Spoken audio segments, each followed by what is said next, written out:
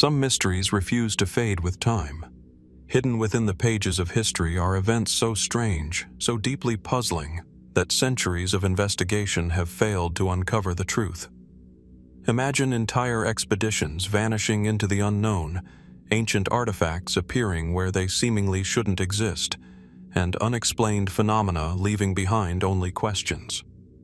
These are not legends born from imagination. They are real enigmas that continue to challenge historians, archaeologists, and scientists alike. What happened? Who was responsible? And why do the answers remain just out of reach? So sit back, relax, and let's explore the top 10 weirdest historical mysteries that cannot be explained. The Pacific Ocean stretches across the horizon like an endless sheet of dark blue glass. Scattered among its vast waters are thousands of islands, some lush and green, others little more than lonely rings of coral surrounded by powerful currents. In the late 18th century, much of this immense region remained a mystery to European explorers. Maps were incomplete, coastlines uncertain, and beyond the edge of familiar routes lay countless unknowns. It was into this world that one of history's most ambitious expeditions disappeared.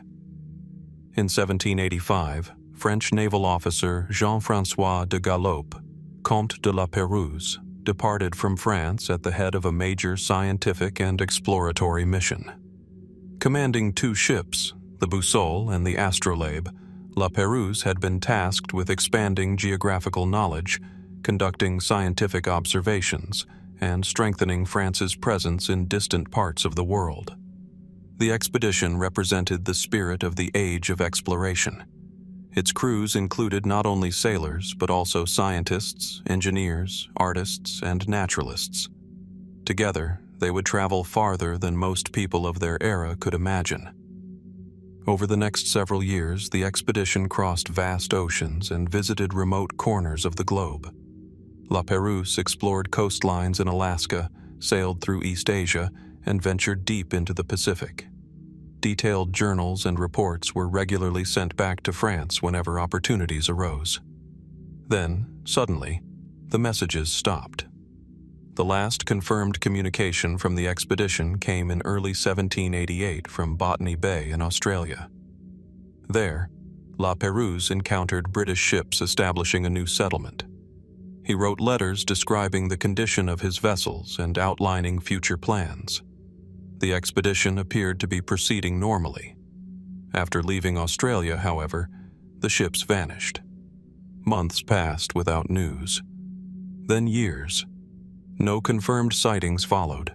No letters arrived. No survivors returned. The disappearance quickly became one of the greatest maritime mysteries of the era. Even as revolutionary events transformed France, questions about La Pérouse lingered. What had happened after the expedition sailed away from Australia? Had the ships been caught in a storm? Had they struck reefs hidden beneath the Pacific waves? Or had some entirely different fate awaited them? The uncertainty troubled many people, including King Louis XVI. According to a famous story, even on the day of his execution during the French Revolution, he reportedly asked whether there was any news of La Pérouse. For decades, the answer remained the same. No one knew. The Pacific is vast beyond easy comprehension. A ship can disappear among its countless islands and leave little trace behind. Yet the complete absence of evidence seemed almost impossible. Two vessels carrying hundreds of people had simply vanished from history. As the years passed, search expeditions attempted to solve the mystery. Some investigators suspected shipwrecks. Others wondered whether the crews had reached an isolated island and struggled to survive far from established trade routes. Then, in the 19th century, a breakthrough emerged. Reports began to circulate from the island of Vanikoro, part of the Santa Cruz archipelago in the southwestern Pacific. Local accounts described the wreckage of large foreign ships that had been destroyed long ago. When investigators arrived, they discovered artifacts that appeared to be linked to the missing French expedition. Anchors, cannons, tools, and other objects were recovered from the waters around the island. Gradually, historians became convinced that the boussole and the astrolabe had indeed met their fate there. The evidence suggested a tragic sequence of events.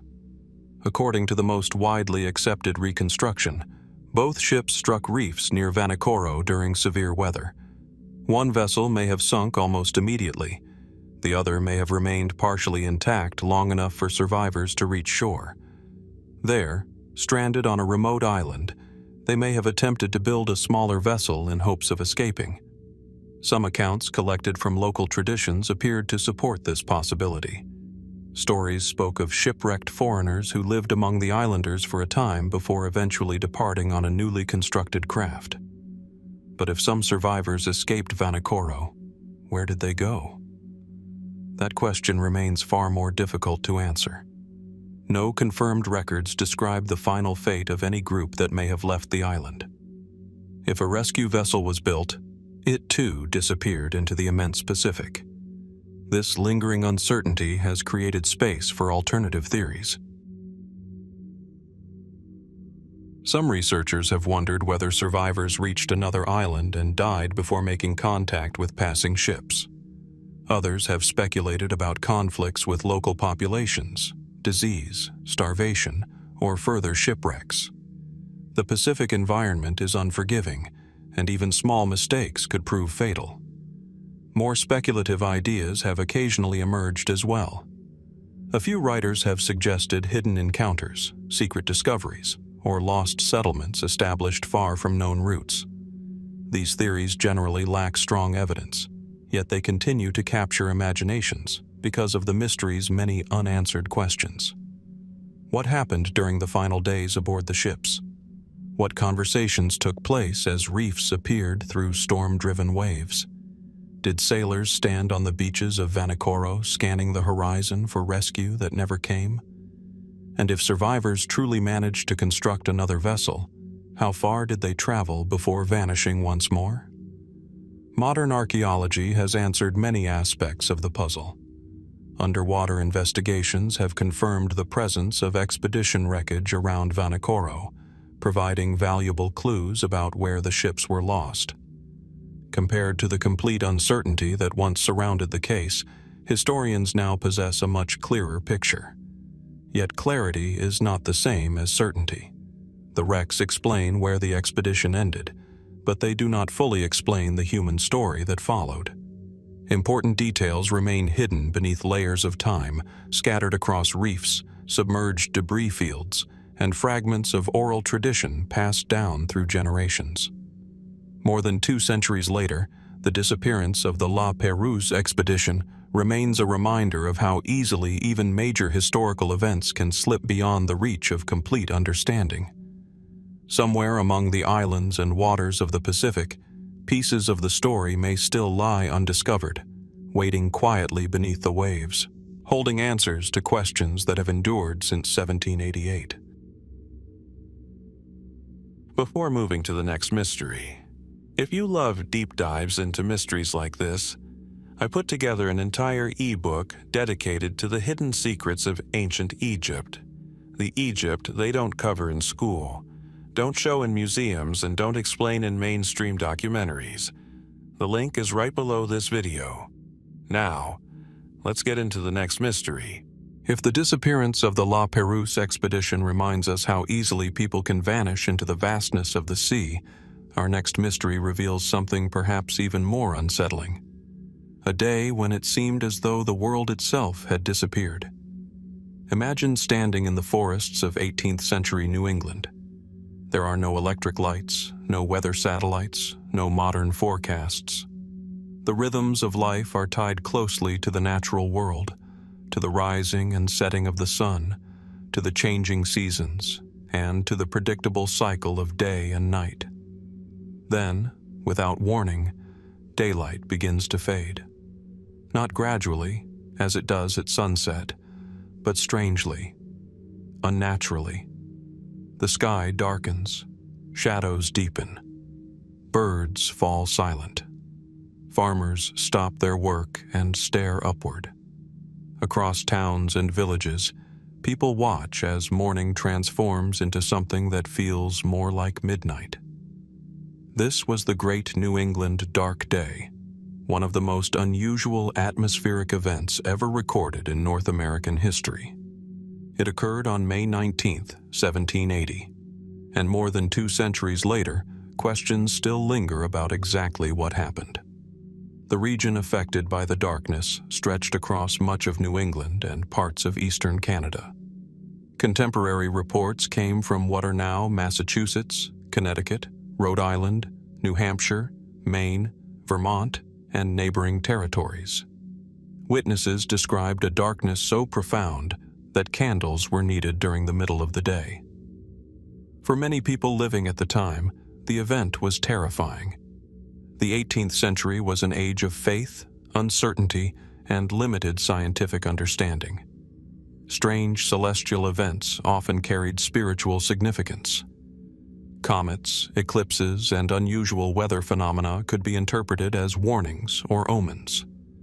As the sky darkened over New England, many residents feared that Judgment Day had arrived. Churches filled with anxious worshippers. Families gathered together. Some people reportedly abandoned their normal activities entirely, convinced they were witnessing the end of the world. One famous account concerns members of the Connecticut legislature. As darkness spread across the region, some lawmakers allegedly proposed adjournment, believing the approaching gloom signaled a divine event.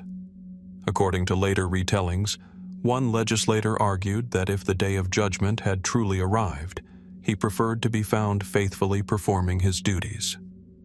Whether every detail of the story is accurate or not, it reflects the atmosphere of uncertainty that gripped the region. Something extraordinary was happening. But what? Descriptions from witnesses are remarkably consistent. The morning began relatively normally. Then, around late morning and midday, an unusual haze appeared. The sunlight took on strange colors. Some observers reported yellowish or copper-toned skies. Others described a thick, smoky appearance. As the hours passed, conditions worsened. By afternoon, darkness covered large areas of New England. People struggled to read printed text near windows. Indoor work became difficult or impossible. In some locations, darkness reached levels more commonly associated with nighttime. Yet the mystery did not end there. When evening finally arrived, observers expected the moon to provide illumination. Instead, many reported that the moon appeared dim, reddish, or nearly invisible behind the darkness. Even more intriguing were descriptions of the atmosphere itself. Some witnesses noted an unusual smell. Others mentioned ash-like particles. A few described moisture that seemed dark or stained. To modern readers, these details may hint at possible explanations. But in 1780, they only deepened the mystery. For years afterward, people debated what had happened. The most widely accepted explanation today involves a combination of natural factors. Researchers believe that massive forest fires burning in what is now eastern Canada may have released enormous quantities of smoke into the atmosphere. At the same time, weather conditions likely transported that smoke southward over New England. Tree ring studies and historical records suggest that significant wildfires were indeed occurring during that period. Such fires can generate vast plumes of smoke capable of traveling hundreds or even thousands of miles. On its own, however, smoke may not fully explain the event. Many scientists believe additional atmospheric conditions were involved. Dense cloud cover, fog, and moisture in the air may have combined with the smoke, creating an unusually effective barrier to sunlight. Under this interpretation, the Great Dark Day was not caused by a single factor, but by several rare conditions occurring simultaneously. The result was a perfect atmospheric storm, a convergence of smoke, clouds, weather patterns, and geography that transformed daylight into darkness. It is a convincing explanation. Yet mysteries often persist not because there are no answers, but because the answers leave room for uncertainty. One challenge is that no modern event precisely matches every reported aspect of the Great Dark Day. Wildfire smoke can certainly darken skies. In recent years, regions around the world have experienced orange daylight, red suns, and smoky horizons caused by large fires. But accounts from 1780 sometimes describe conditions so dark that observers struggled to navigate outdoors in broad daylight. Could smoke and clouds alone truly have produced such effects? Many experts believe so. Others remain cautious. The historical record is incomplete, and eyewitness testimony can be influenced by fear, memory, and cultural expectations. After all, people experiencing an unprecedented event may describe it in dramatic terms. Yet there are additional details that continue to attract attention. For example, reports indicate that the darkness was not uniform across all areas. Some locations experienced extreme conditions, while others reported less severe effects. The boundaries of the phenomenon appear oddly irregular. Why did some communities experience near nighttime darkness, while neighboring areas reported something less dramatic? Atmospheric scientists point out that smoke plumes can behave in complex ways, creating localized effects. Still, the unusual distribution has encouraged alternative interpretations. Over the years, some observers proposed that volcanic activity might have contributed to the darkness. Large eruptions can inject particles into the atmosphere and alter sunlight over vast distances. However, no major eruption has been conclusively linked to the event. Others suggested that a meteor impact or cosmic dust cloud could have played a role. These ideas remain speculative and lack strong supporting evidence, but they continue to appear in discussions of the mystery. Then there are the more unusual theories.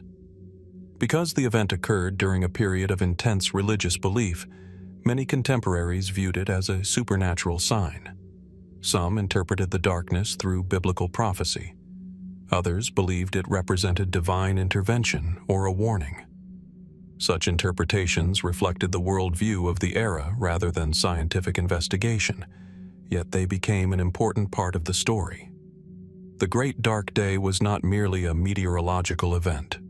It was a cultural event, a psychological event, a moment when ordinary people confronted something they could not explain. Perhaps that is why the mystery has endured. The darkness itself lasted only a short time. Its impact on memory lasted generations. Newspapers recorded it. Diaries preserved personal reactions. Local histories passed the story from one generation to the next. Even today, reading those accounts can feel strangely unsettling. Again and again, witnesses describe familiar landscapes transformed into something alien. Forests became silhouettes. Roads disappeared into shadow. The boundary between day and night seemed to dissolve. In a world dependent upon the certainty of sunrise, that certainty suddenly vanished. Modern science offers powerful tools for understanding such events. Satellite imagery, atmospheric modeling, and environmental data have revolutionized our ability to study weather and climate. Yet the Great New England Dark Day occurred long before such technologies existed. What remains are fragments, journal entries, letters, official records, memories filtered through centuries.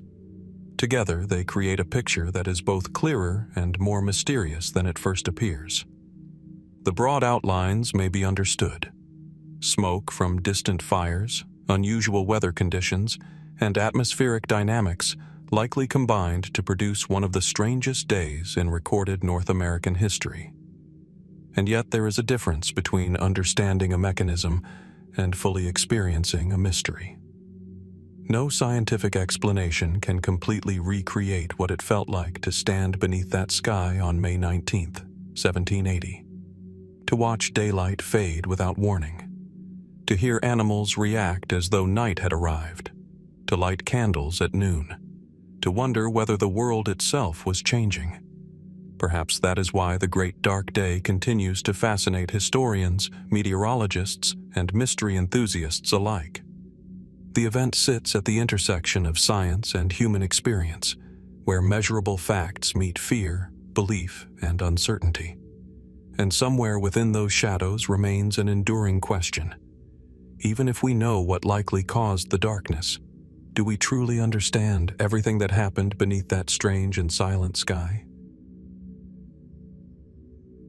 If the great New England dark day reminds us that even the sky can become a source of uncertainty, our next mystery takes us far beyond the forests and settlements of 18th century America and into one of the most deceptive environments on Earth, the open ocean. For centuries, sailors depended upon maps to navigate the vast and often unforgiving waters of the North Atlantic. A misplaced reef, an uncharted coastline, or an incorrectly marked island could mean the difference between a safe voyage and disaster. Yet among the many errors and mysteries that once filled the maps of the world, few are as strange as the story of Buss Island, a landmass that appeared on charts for generations, was searched for repeatedly, and may never have existed at all. Imagine standing on the deck of a wooden sailing ship somewhere in the cold North Atlantic. The sea stretches endlessly in every direction. Gray clouds drift across a pale horizon. Waves roll beneath the hull with a steady rhythm. There is no sign of land, no visible marker of civilization, only water, sky, and distance. And yet, according to the map in the navigator's hands, an island should be nearby. An island large enough to be seen, large enough to chart, large enough to appear on maps for more than 200 years. But there is a problem. No one can find it. This is the mystery of the Phantom Island of Buss. The story begins during one of the great ages of maritime exploration. In the 16th century, European nations were increasingly interested in northern waters. Explorers searched for new trade routes, fishing grounds, and possible passages connecting the Atlantic and Pacific Oceans. One of the most sought-after goals was the legendary Northwest Passage, a navigable route through the northern reaches of North America that would provide a shortcut to Asia. It was during this period, around 1578, that English navigator Martin Frobisher embarked upon one of his voyages into the North Atlantic. Accounts from the era suggest that a ship known as the Emmanuel, sometimes described as a busse or fishing vessel, may have sighted an island west of Greenland. The reported landmass eventually became known as Buss Island. At first, the claim did not seem particularly extraordinary. The North Atlantic was still imperfectly mapped. New islands, coastlines, and navigational features were regularly reported. Explorers frequently encountered unfamiliar territory, and the appearance of another island seemed entirely plausible. As a result, cartographers began adding Buss Island to maps, and once it appeared on maps, it acquired a peculiar kind of reality. Future navigators expected to find it. Future mapmakers copied it. Future expeditions searched for it. Over time, Buss Island became an accepted geographical feature. There was only one problem. Evidence for its existence remained surprisingly thin. The island was generally depicted somewhere in the North Atlantic between Greenland and Europe, though its exact location varied from map to map. Different cartographers placed it in slightly different positions. Some portrayed it as relatively small. Others showed a more substantial landmass. Yet despite increasing maritime traffic through the region, confirmed sightings remained elusive. Ships passed through areas where Buss Island was supposed to exist and found nothing. Explorers searched for it directly and reported empty seas. Still, the island persisted. One reason may have been the nature of navigation itself during the 16th and 17th centuries. Determining longitude accurately at sea was notoriously difficult. Before the development of precise marine chronometers, navigators often relied on estimates, dead reckoning, and imperfect observations. Even experienced sailors could miscalculate positions by considerable distances. If an island had been observed only briefly under uncertain conditions, errors could easily enter the historical record. But this explanation raises another question. What exactly was seen in the first place? Was there ever a real island behind the story of Bus Island? Or was the original sighting itself mistaken? As centuries passed, the mystery deepened. By the 18th century, Bus Island had become something of a geographical ghost. It occupied a strange position between accepted fact and growing doubt. Many maps continued to include it. Many navigators continued to search for it. Yet, reliable evidence remained absent. Some expeditions specifically attempted to locate the island and failed. Again and again, ships arrived at the coordinates where Bus Island was supposed to stand. Again and again, they found only ocean. The discrepancy became increasingly difficult to ignore. How could a large island simply disappear? One possibility was that the island never existed at all. This remains the most widely accepted explanation among historians and geographers today. According to this interpretation, the original sighting was likely a navigational error, a misidentification, or an optical illusion. Once recorded and repeated, the mistake propagated through generations of maps. Cartographers often relied heavily on earlier charts. Information copied from one source could spread widely before being independently verified. In this way, a single error might survive for centuries. The history of cartography contains many examples of such phantom islands. Yet Bus Island remains especially intriguing because of how long it endured. Even as navigation improved and maritime knowledge expanded, the island stubbornly remained on certain maps. Why? Part of the answer may lie in human psychology. Once a place appears on a map, it gains authority. Maps carry an aura of certainty. They transform claims into apparent facts. A sailor seeing Bus Island marked on a chart would naturally assume someone had already verified its existence. A cartographer consulting older maps might make the same assumption. Each repetition reinforced the illusion. The island existed because previous maps said it existed, and previous maps said it existed because even earlier maps had done the same. Over time, the cycle became self-sustaining. Yet not everyone was convinced. As more expeditions failed to locate Bus Island, skepticism increased. By the 19th century, many geographers had begun questioning whether the island had ever existed. Still, alternative explanations continued to emerge. Some researchers suggested that the original observers may have mistaken an iceberg for land. The waters around Greenland are known for enormous ice formations capable of resembling islands from a distance.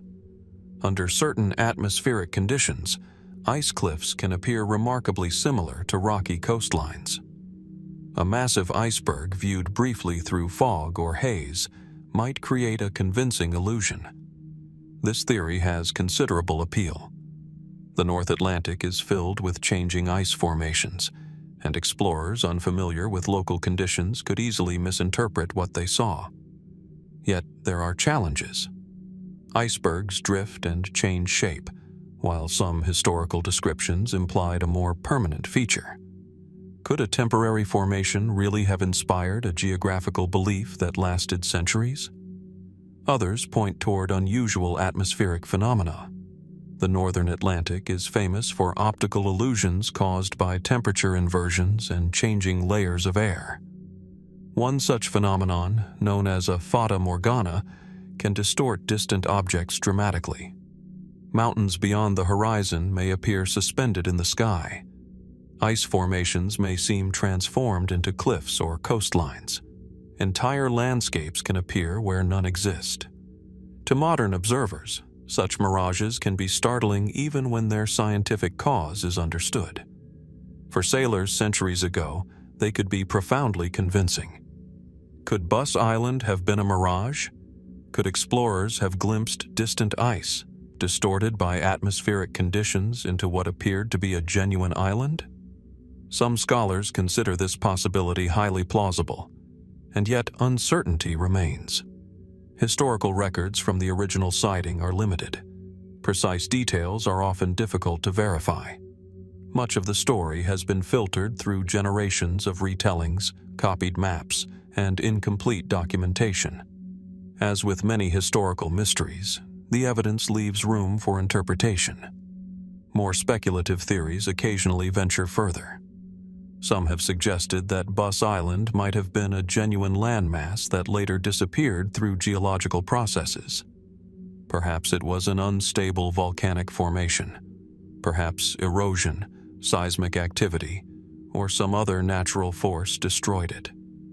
Most geologists find these explanations unlikely, particularly given the absence of supporting evidence. Still, the idea persists. There is something undeniably compelling about the possibility of a lost island swallowed by the sea. Others have wondered whether fragments of truth became mixed with navigational mistakes. Maybe explorers encountered an actual feature, an isolated rock formation, a temporary ice island, or a distant coastline, and gradually transformed the observation into something larger and more permanent than reality. In this scenario, Buss Island would be neither entirely real nor entirely imaginary. It would occupy a gray area between observation and interpretation. And perhaps that ambiguity is what makes the mystery so enduring. Unlike a vanished shipwreck or an unsolved crime, Buss Island challenges something more fundamental. It challenges our confidence in what we think we know. Maps are often viewed as symbols of certainty. They define borders, coastlines, mountains, and oceans. They transform the unknown into the known. Yet the story of Buss Island reminds us that even maps can contain mysteries. For generations, experienced sailors searched for a place that may never have existed. Cartographers carefully recorded it. Navigators plotted courses around it. Scholars debated it. And all the while, the ocean remained silent. Today, Buss Island has largely disappeared from modern charts. Satellite imagery, advanced navigation systems, and detailed ocean surveys have left little room for uncertainty. No hidden island waits in the coordinates once assigned to Buss Island. No forgotten coastline rises from the Atlantic depths, at least none that modern science has been able to find. Yet the mystery has not vanished entirely. Because the true question may not be whether Buss Island existed. The deeper question is what the story reveals about exploration itself. How many discoveries begin as misunderstandings? How many accepted truths emerge from assumptions repeated often enough? And somewhere beneath the cold skies of the North Atlantic, where fog still drifts across empty horizons and distant shapes blur into uncertainty, one cannot help but wonder what those early sailors really saw, and whether some fragment of their mystery still remains hidden beyond the edge of the known world. If the mystery of Buss Island reminds us that entire places can seem to exist without ever truly being there, our next case explores a different kind of uncertainty, one centered not on a vanished island, but on a vanished person. History is filled with mysteries hidden in distant oceans and remote landscapes. Yet sometimes the most perplexing puzzles emerge from crowded streets, ordinary homes, and the testimony of seemingly ordinary people. In these cases, the mystery is not what happened in some isolated corner of the world, but whether we can ever know the truth when facts, memories, and human motives become hopelessly entangled. Such is the story of the Elizabeth Canning affair. To understand the mystery, it helps to imagine London in the middle of the 18th century. The city was enormous by the standards of the time. Narrow streets twisted between crowded buildings. Horse-drawn carts rattled across uneven roads. Smoke drifted from countless chimneys, hanging over neighborhoods where wealth and poverty often existed side by side. At night, darkness settled heavily over much of the city. Street lighting was limited. Crime was common. For many residents, particularly young women traveling alone, the streets could be dangerous places. It was in this environment that a servant girl named Elizabeth Canning suddenly disappeared. The year was 1753. Elizabeth was around 18 years old and worked as a maidservant in London. By all accounts, she lived a relatively ordinary life. Nothing about her circumstances suggested that she would soon become one of the most controversial figures in Britain. On the evening of January 1st, Elizabeth left relatives after a visit and began making her way home. She never arrived. Days passed, then more days. Her family searched for answers, but none came. Where had she gone? Had she been robbed, attacked, kidnapped, or had something else happened entirely? Nearly a month later, on January 29th, Elizabeth finally reappeared. Her return only deepened the mystery. According to her account, she had been abducted by two men shortly after beginning her journey home. She claimed they had robbed her and taken her to a house in the village of Enfield, north of London. There, she said, she had been imprisoned in a small room. The room, according to Elizabeth, was little more than a cramped loft or attic-like space. She described surviving on only a small amount of bread and water during her captivity. After weeks of confinement, she claimed to have escaped through a window and made the long journey back to London. The story was dramatic, and at first, many people believed her. When authorities investigated, Elizabeth identified a woman named Mary Squires as one of the individuals involved in her alleged imprisonment. Mary Squires was a Romani woman, and her appearance and background made her an easy target for public suspicion in 18th century England. Soon, the case exploded into public attention. Newspapers covered it extensively. Pamphlets circulated throughout the country. Ordinary citizens debated the evidence. Politicians, lawyers, judges, and social commentators became involved. What had begun as a missing person case transformed into a national obsession. Yet almost immediately, problems emerged. The more investigators examined Elizabeth's story, the more difficult it became to reconcile certain details. Witnesses offered conflicting testimony. Timelines failed to align. Questions multiplied. One of the most significant challenges involved Mary Squires herself. Numerous witnesses came forward claiming that Squires had been traveling elsewhere during portions of the period in question. If these witnesses were correct, she could not have been present at the location where Elizabeth claimed she was held. This was no minor discrepancy. It struck at the heart of the entire case. Had witnesses mistaken dates? Were memories unreliable? Or had Elizabeth identified the wrong person? The legal proceedings that followed only intensified the uncertainty. Initially, Elizabeth's testimony proved persuasive. Mary Squires was convicted and sentenced to death. For many observers, the matter appeared settled. But then something remarkable happened. Additional evidence emerged. More witnesses supported Squires' alibi. Questions about Elizabeth's account became increasingly difficult to ignore. Public opinion began to shift. Before long, the nation seemed divided into two opposing camps. Some believed Elizabeth completely. Others believed she had fabricated the entire story. The debate became so heated that it developed into one of the most famous controversies of 18th century Britain. What makes the Elizabeth Canning affair so fascinating is that both sides possessed evidence. Neither explanation fits perfectly. If Elizabeth was telling the truth, how do we explain the numerous witnesses who appeared to place Mary Squires elsewhere? If Elizabeth was lying, why would she construct such an elaborate narrative and maintain it under intense scrutiny? Historians have wrestled with these questions for centuries. One possibility is that Elizabeth was genuinely the victim of a crime. Perhaps she was abducted. Perhaps she endured a traumatic experience. Under this interpretation, inconsistencies in her account could be explained by stress, confusion, fear, or imperfect memory. Modern researchers recognize that victims of traumatic events do not always recall details with complete accuracy. Could Elizabeth have experienced something terrible while misremembering key aspects of who was involved? It is certainly possible. Yet this explanation leaves unresolved questions. The contradictions in the testimony were substantial.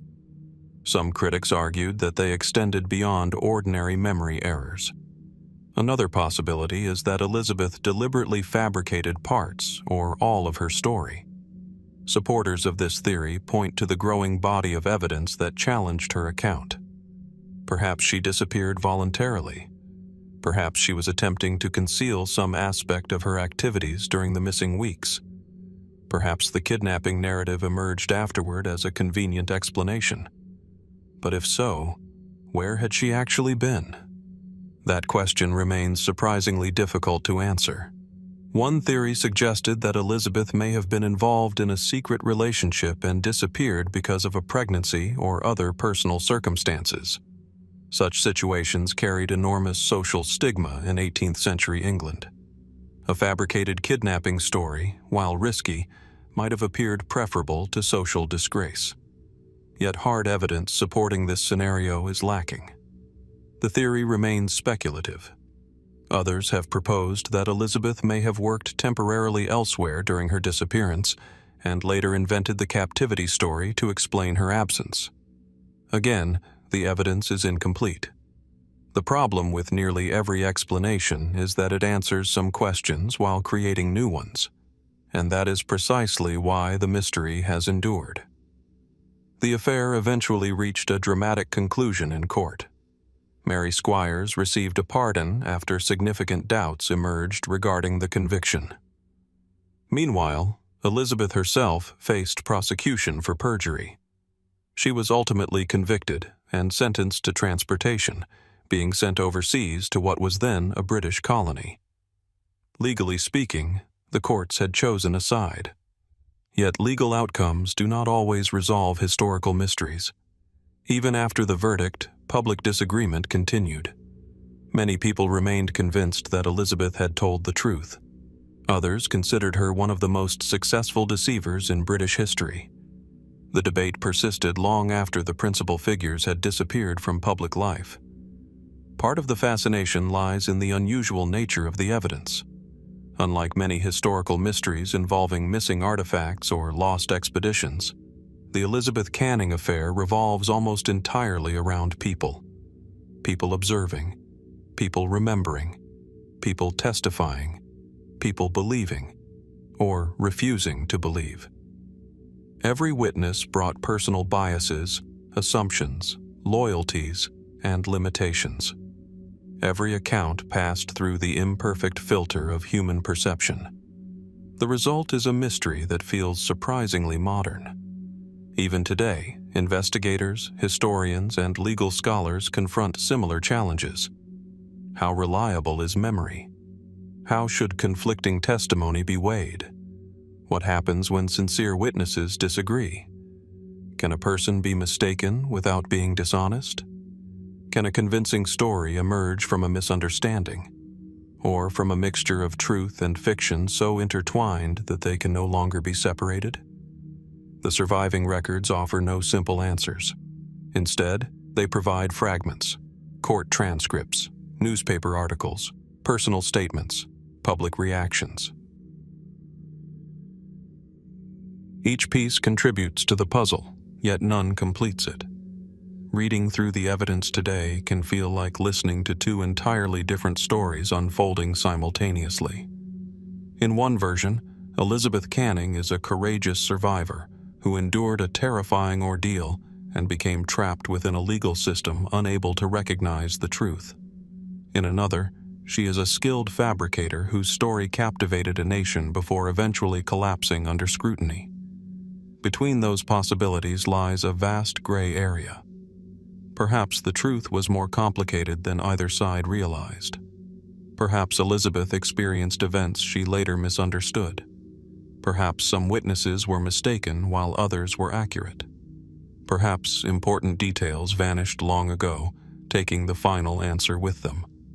As the years became decades and the decades became centuries, the affair evolved from a legal controversy into a historical enigma. The principal participants are gone. The locations have changed. The world that produced the mystery has largely vanished. Yet the central question remains remarkably alive. What really happened during those missing 27 days? Where was Elizabeth Canning? What did she experience? And when she finally returned to London carrying a story that would divide an entire nation, was she revealing a hidden truth, concealing another truth, or doing some combination of both? More than 250 years later, the records still exist, the arguments still continue, and the mystery remains suspended between belief and doubt, waiting for anyone willing to sift through the evidence and decide what they think happened during one of history's most puzzling disappearances. If the Elizabeth Canning affair leaves us wondering whether the truth can disappear beneath layers of conflicting testimony, our next mystery presents a different challenge entirely. Here, there are no missing weeks to account for, and no witnesses whose memories might settle the matter. Instead, there is only a prisoner, a mask, and a silence so carefully maintained that it has endured for more than 3 centuries. Some mysteries survive because evidence is lost. Others survive because evidence was hidden. The secret of the Iron Mask belongs to the second category. Imagine a stone fortress rising above the landscape of 17th century France. Its walls are thick, cold, and imposing. Guards patrol narrow walkways. Iron gates separate the outside world from a network of cells, corridors, and locked chambers. Behind those walls, prisoners live largely forgotten by society. Their names disappear from public life. Their stories fade into obscurity. Yet among them is one man who cannot be forgotten, not because anyone knows who he is, but because no one does. Somewhere within the prison system of King Louis XIV, often called the Sun King, there existed a mysterious prisoner whose identity was concealed with extraordinary care. His name was hidden. His movements were monitored. His conversations were restricted. And according to later accounts, his face was covered by a mask. Over time, that mask would become one of history's most enduring symbols of secrecy. The mystery begins in the late 17th century. France under Louis XIV was one of the most powerful kingdoms in Europe. The royal court at Versailles dazzled visitors with its wealth and grandeur. Political influence radiated outward from the king like sunlight from a central star. Yet beneath this display of authority existed a vast network of state administration, intelligence gathering, and political control. In such a world, dangerous secrets could be as threatening as armies. It is within this environment that references begin appearing to an unnamed prisoner held under unusually strict conditions. The most important historical figure connected to the mystery is a prison governor named Benigne d'Auvergne de Saint-Mars. Throughout his career, Saint-Mars supervised several prisons, including the fortress of Pinerolo in northern Italy, which was then under French control, and later the Bastille in Paris. Wherever Saint-Mars went, one particular prisoner appears to have followed. Records suggest that this inmate received treatment unlike that of ordinary prisoners. His identity was protected. Special instructions governed his confinement. Officials were warned about the importance of secrecy. These details alone would be intriguing, but they became far more mysterious after later reports described the prisoner wearing a mask. Contrary to popular imagination, the mask may not actually have been made of iron. Many historians believe it was more likely constructed from black velvet or another dark material reinforced with metal components. The famous image of a heavy iron mask became popular later, particularly through literature and legend. Yet whether the mask was iron, velvet, or something else entirely, the essential mystery remains unchanged. Why was this prisoner's face concealed? And who was important enough to require such precautions? The surviving records provide frustratingly few answers. What they do reveal is that the prisoner existed. Documents from the period mention a captive whose identity was considered highly sensitive. Correspondence between officials emphasizes secrecy. The prisoner remained under St. Mars's supervision for many years before eventually dying in the Bastille in 1703. When he died, even the burial records appear unusually vague. His true identity remained hidden, or perhaps erased. From this point forward, speculation flourished. Almost immediately, people began wondering what sort of individual could justify such extraordinary treatment. The most straightforward theories focus on political prisoners. 17th century Europe was filled with intrigue, espionage, and shifting alliances. Powerful individuals sometimes fell from favor. Sensitive information could threaten governments. Perhaps the masked prisoner possessed knowledge considered dangerous to the French crown. Perhaps he was involved in diplomatic secrets that authorities wished to suppress. One candidate frequently discussed by historians is a man named Eustache Dogger. Several surviving documents mention a prisoner with this name, and some researchers believe he may have been the individual later associated with the Iron Mask. According to this interpretation, Dogger was not a prince, nobleman, or royal relative. Instead, he may have been an obscure servant connected to sensitive political matters. Perhaps he witnessed events he should not have seen. Perhaps he possessed information considered too dangerous to reveal. This explanation has attracted support because it aligns relatively well with known historical records. Yet many people find it unsatisfying. After all, would an ordinary servant truly inspire centuries of fascination? Would officials maintain such secrecy for so many years over someone of modest social status? The questions remain open. As the mystery spread, more dramatic theories emerged. One of the most famous proposes that the prisoner was related to the royal family itself. According to this idea, the masked captive may have been a secret brother of King Louis XIV. Some versions suggest a half-brother. Others propose something even more extraordinary: a twin brother. The twin theory became especially popular through later literature and historical speculation. Imagine the implications. If Louis XIV had an identical twin, the very legitimacy of the monarchy could be called into question. Rival factions might use such a figure as a political weapon. The existence of another man with the king's face could threaten stability throughout the kingdom. In such circumstances, secrecy would become understandable. A mask would conceal the resemblance. Imprisonment would prevent political exploitation. Silence would preserve the monarchy. It is an undeniably compelling story. Yet historians generally note that solid evidence supporting the twin theory is lacking. No contemporary records conclusively demonstrate the existence of such a sibling. The idea rests largely on speculation, circumstantial interpretations, and later storytelling. Still, it refuses to disappear. Perhaps because it feels like the sort of secret history that could exist behind palace walls. Another theory suggests that the prisoner was an illegitimate royal relative. Perhaps he was connected to the Bourbon dynasty in some politically sensitive way. Perhaps his existence threatened inheritance claims or diplomatic arrangements. Again, the evidence remains incomplete.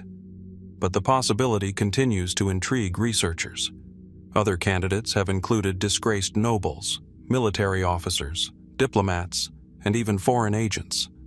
Each theory attempts to explain the same puzzle. Why would a government invest so much effort in concealing a single man's identity? Some explanations focus not on who the prisoner was, but on what he knew. This perspective suggests that his importance derived from information rather than lineage. Perhaps he possessed knowledge of financial scandals, diplomatic negotiations, intelligence operations, or private affairs involving powerful individuals. If so, the secrecy surrounding him may have been intended to protect others rather than conceal his own identity. Yet this raises another question. If knowledge alone was the issue, why preserve the secrecy for so long? Why maintain special precautions year after year? Why transfer the prisoner repeatedly under the supervision of trusted officials? The deeper historians investigate, the more elusive the answers become. Part of the difficulty lies in the nature of the surviving evidence. Many records have been lost, others are incomplete. Some were written with secrecy in mind and reveal only fragments of the larger picture.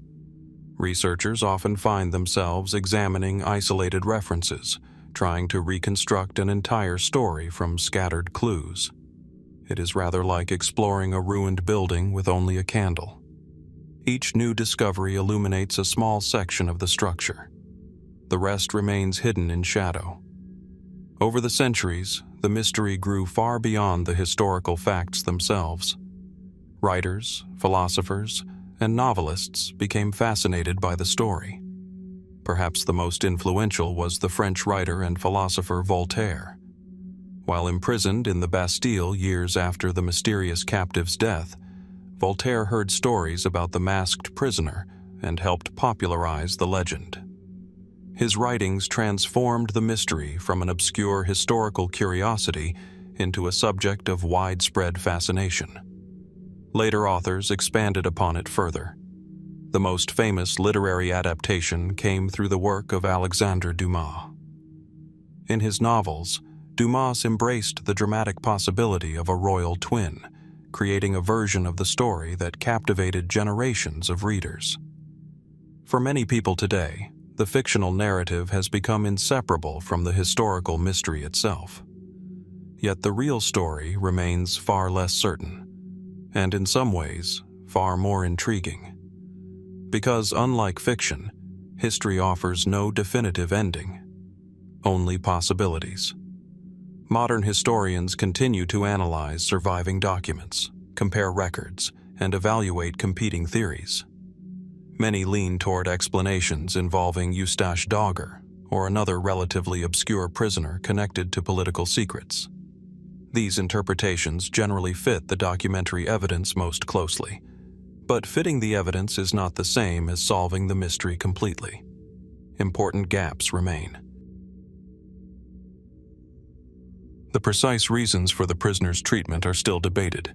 The full extent of his significance remains unclear.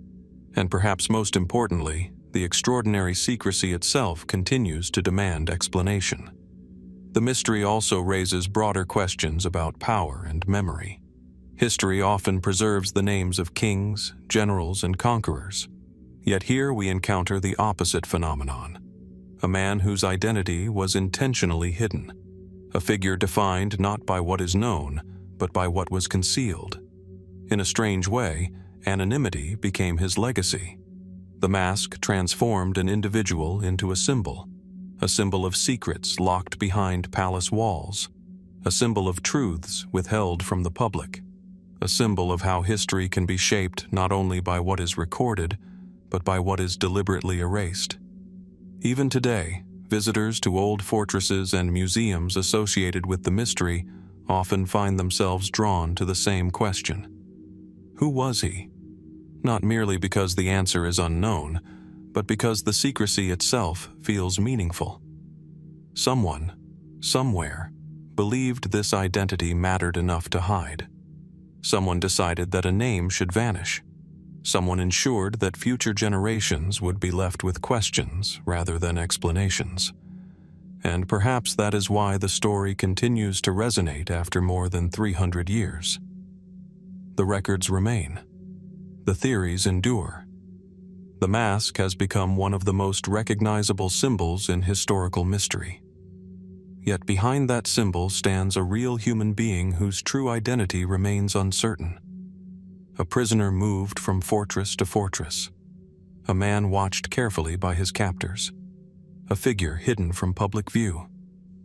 And somewhere within the archives of 17th century France, among faded letters, incomplete records, and long-forgotten secrets, there may still exist clues capable of revealing who he truly was, or why it was considered so important that nobody should ever know.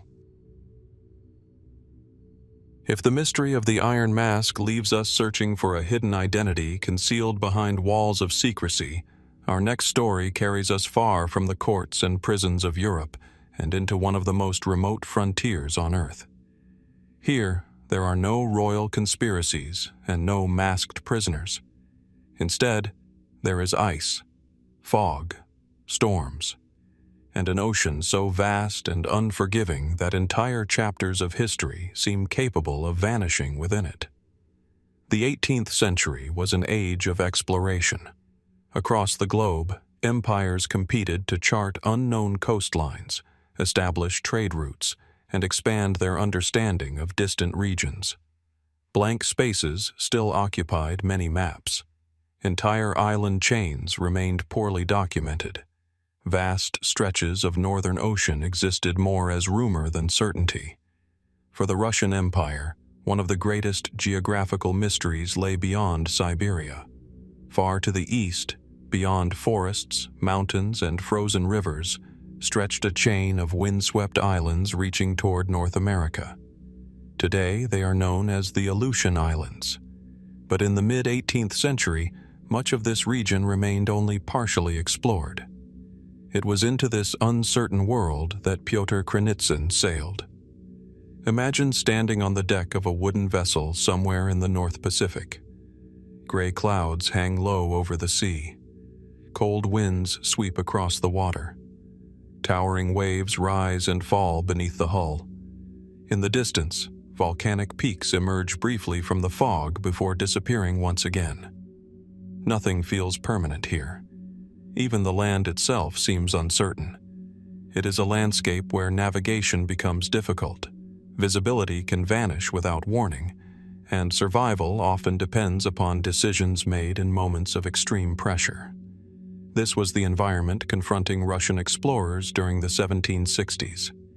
The expedition led by Pyotr Krenitsyn and his associate Mikhail Levashov was among the most ambitious Russian exploratory efforts of its era.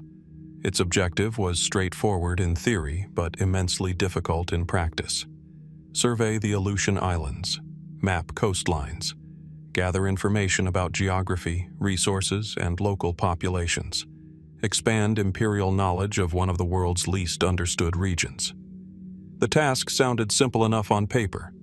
Reality proved far more complicated. The expedition began during a period when Russia was seeking greater understanding of its eastern territories. Previous voyages, including those associated with Vitus Bering, had revealed the enormous strategic significance of the North Pacific. Yet much remained unknown. Maps contained gaps. Distances were uncertain. Numerous islands had never been properly documented. Weather conditions frequently disrupted exploration. As preparations moved forward, Krenitsyn received command of a substantial mission intended to improve this situation.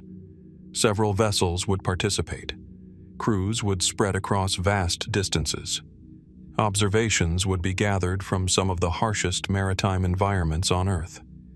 From the beginning, however, difficulties emerged. The logistical challenges alone were immense. Supplies had to travel across Siberia before ever reaching the ocean. Ships required repairs. Equipment deteriorated. Communication was slow and often unreliable. Even before entering the North Pacific, the expedition faced obstacles capable of undermining its success. Then came the sea itself. The Aleutian region is notorious for volatile weather. Dense fog can reduce visibility to almost nothing.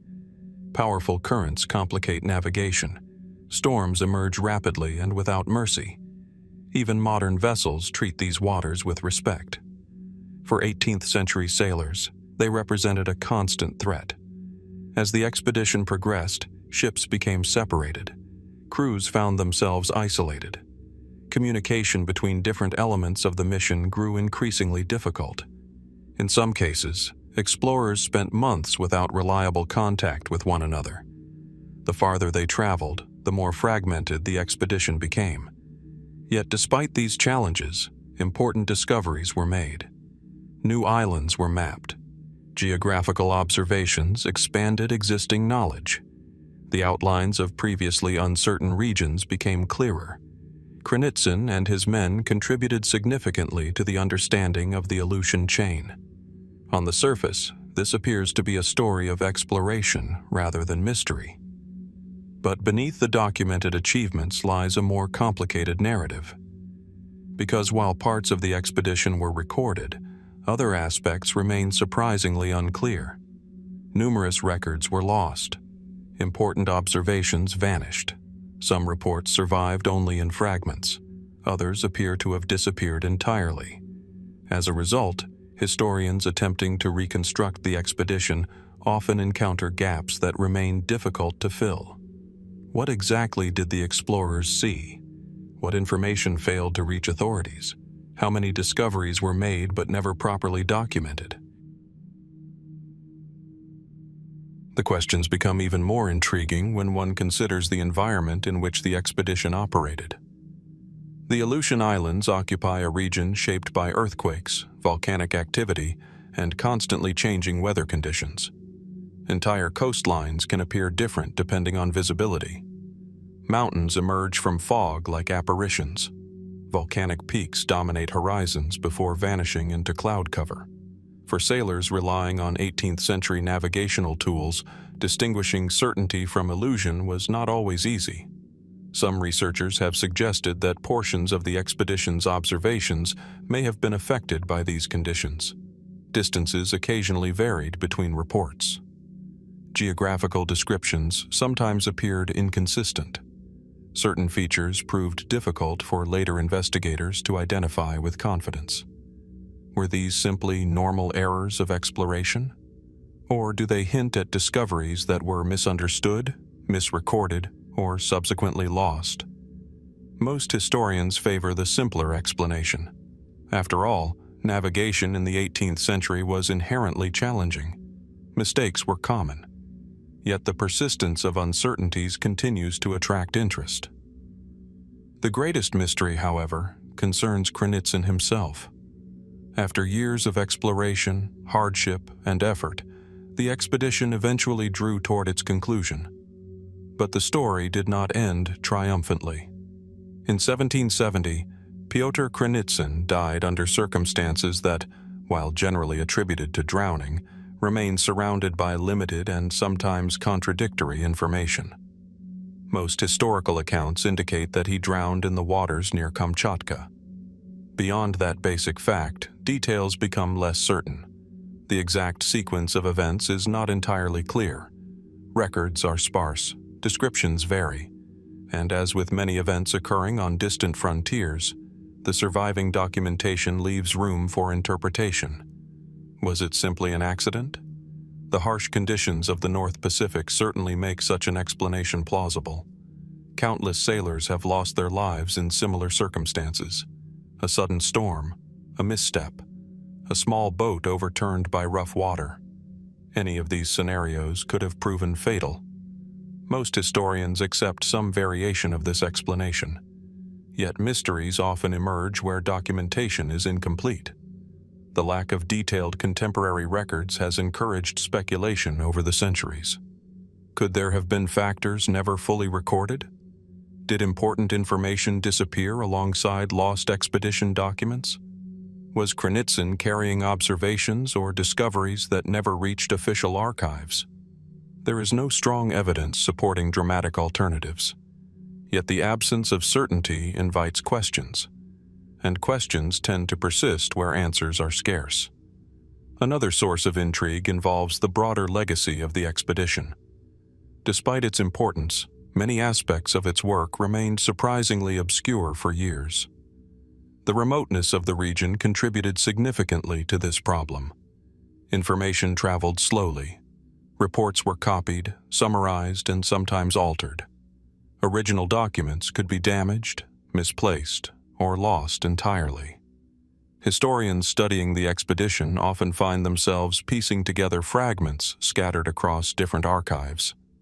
This process has revealed both achievements and mysteries. Certain discoveries attributed to later explorers may have roots in observations made during Krenitsyn's voyage. Some geographical knowledge appears to have circulated incompletely. Some findings may never have been properly published at all. The result is a historical puzzle. Not a mystery of total disappearance, but a mystery of missing information. A mystery built from absent documents rather than absent people. And in some ways, such mysteries can be even more frustrating. When a ship vanishes, investigators search for wreckage. When a person disappears, they search for traces. But when information itself disappears, what remains to be found? Only hints, references, passing remarks buried within other records, like pieces of a map whose missing sections contain the most important details. Over time, more speculative theories inevitably emerged. Some enthusiasts have wondered whether the expedition encountered islands, settlements, or geographical features that were later forgotten. Others have proposed that lost journals may still exist somewhere within overlooked archives. A few have even suggested that important discoveries were intentionally minimized or ignored by officials focused on other priorities. Most professional historians approach such ideas cautiously. The evidence supporting them is limited. Yet history contains enough examples of rediscovered manuscripts, forgotten reports, and overlooked records to prevent them from being dismissed entirely. After all, archives occasionally yield surprises. Documents believed lost sometimes reappear. Old assumptions are revised. Long-standing questions acquire unexpected answers. Could something similar happen here? Could undiscovered materials still exist somewhere in a neglected collection? Could additional details about Krenitsyn's final years remain hidden among untranslated records or uncatalogued documents? No one knows. The mystery deepens further when we consider the nature of exploration itself. The 18th century was filled with voyages that pushed beyond the boundaries of established knowledge. Many explorers operated under conditions that seem almost unimaginable today. Months passed without communication. Maps remained incomplete. Weather forecasts did not exist. Entire coastlines could remain uncertain even after being sighted. In such circumstances, how many observations were made and never recorded? How many discoveries vanished with damaged journals, shipwrecks, or forgotten archives? The story of Krenitsyn's expedition may represent only one example of a larger historical phenomenon. An entire world of partially documented exploration. A world where knowledge was fragile. Where information could disappear as easily as a vessel lost in fog. And perhaps that is what makes this mystery so compelling. Unlike legends involving hidden treasure or supernatural events, the unanswered questions surrounding Pyotr Krenitsyn arise from something far more ordinary. Distance, time, lost records, human limitations. Yet those ordinary forces can be remarkably powerful. They can erase details, blur events, transform historical certainty into historical possibility. Today, the Aleutian Islands remain a place of extraordinary beauty and isolation. Volcanoes still rise above the ocean. Fog still drifts across the water. Storms still sweep through the region with little warning. The landscapes encountered by Krenitsyn and his men remain, in many respects, much as they were centuries ago. Looking across those remote horizons, it is not difficult to imagine how mysteries take root there. A coastline glimpsed through mist. A report that never reaches its destination. A journal lost to weather and time. A commander whose final moments remain only partially understood. And somewhere within the surviving fragments of the expedition's story may still lie pieces of a larger picture. Details not yet discovered, observations not yet connected, and answers waiting quietly within the silence of one of the world's last great frontiers. If the story of Pyotr Krenitsyn reminds us how knowledge can disappear into the fog of remote frontiers, our next mystery takes that idea even further. Here, the missing piece is not a lost journal, a forgotten expedition, or an unexplained death. It is an entire island. An island that appeared on maps for centuries. An island that sailors claimed to see. An island that inspired legends, expeditions, and endless speculation. And yet, despite generations of searching, no one has ever proven that it truly existed. Far out in the North Atlantic, West of Ireland, the ocean stretches toward the horizon in endless shades of gray and blue. Winds sweep across the water. Storms gather with little warning. Thick banks of fog drift over the sea, transforming familiar landscapes into uncertain silhouettes. It is a place where distances are difficult to judge, a place where light itself can become deceptive, a place where an island might appear and then vanish. This is the mystery of Hy-Brasil. Unlike many historical enigmas, Hy-Brasil occupies a strange space between geography and legend. For centuries, people believed it was real, not merely as a myth told around hearth fires, but as an actual place marked on maps by respected cartographers. Sailors searched for it. Explorers discussed it. Mapmakers carefully recorded its location.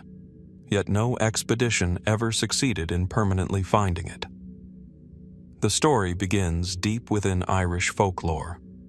Long before modern maps charted every coastline and island, tales circulated of a mysterious land far to the west. Known as Hy-Brasil, or sometimes simply Brazil, it was often described as a hidden island shrouded in mist.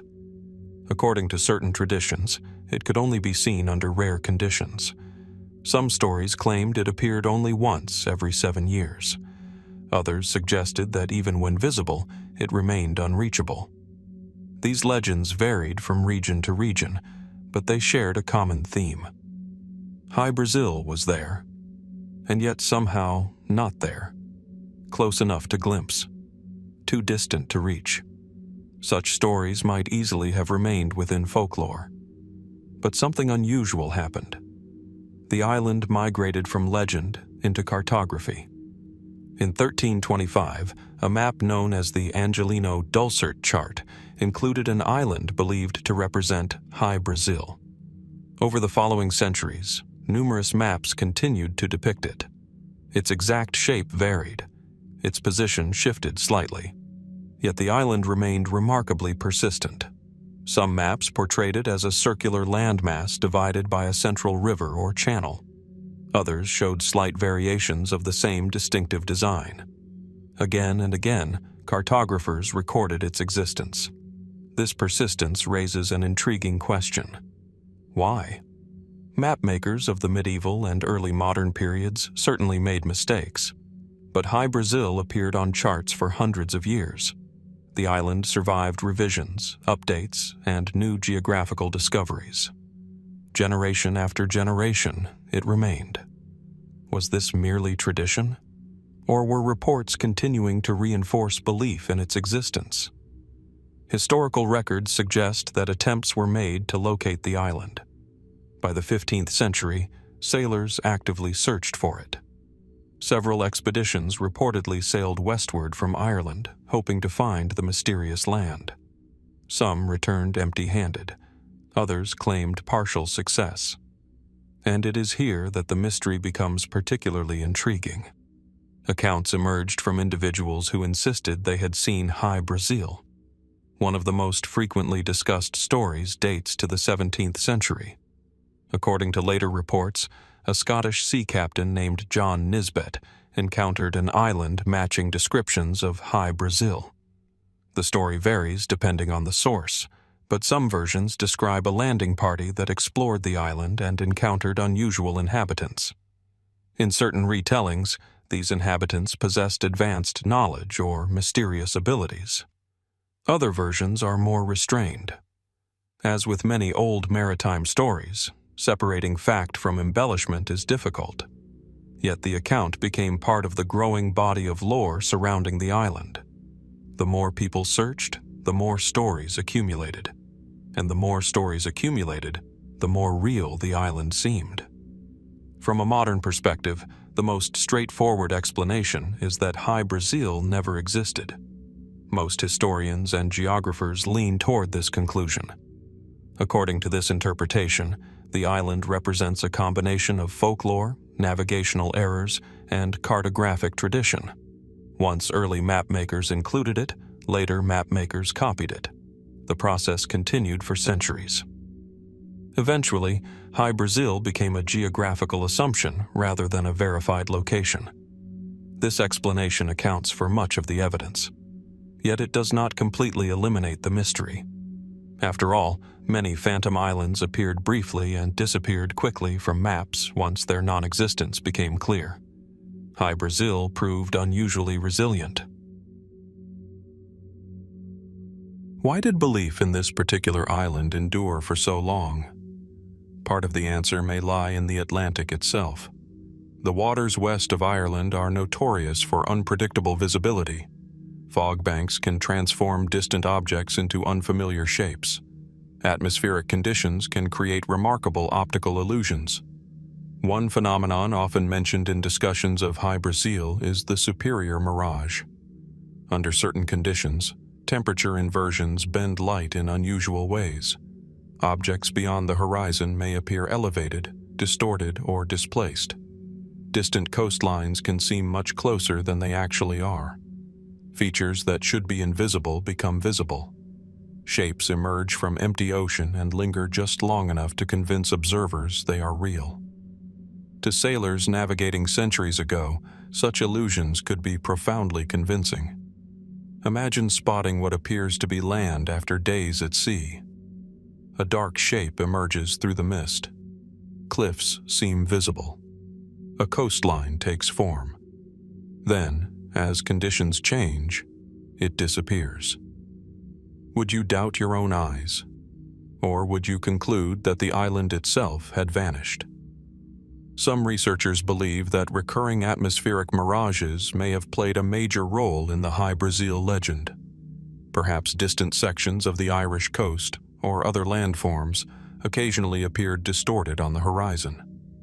Perhaps sailors repeatedly witnessed the same optical phenomenon and interpreted it as evidence of a hidden island. The theory is plausible, yet questions remain. Not every historical report fits neatly into this explanation. Some sightings appear unusually detailed. Others describe repeated observations by experienced navigators. Of course, experience does not make someone immune to illusion, but it does complicate the picture. Another possibility involves submerged geological features. The North Atlantic contains numerous underwater banks and plateaus. One location frequently associated with Hy-Brasil is Porcupine Bank, a large underwater feature west of Ireland. Today it remains submerged beneath the ocean. Some have wondered whether unusual conditions could occasionally make portions of such features appear deceptively close to the surface. Others have speculated about ancient changes in sea level. Could Hy-Brasil represent a distant cultural memory of land that once existed in some form?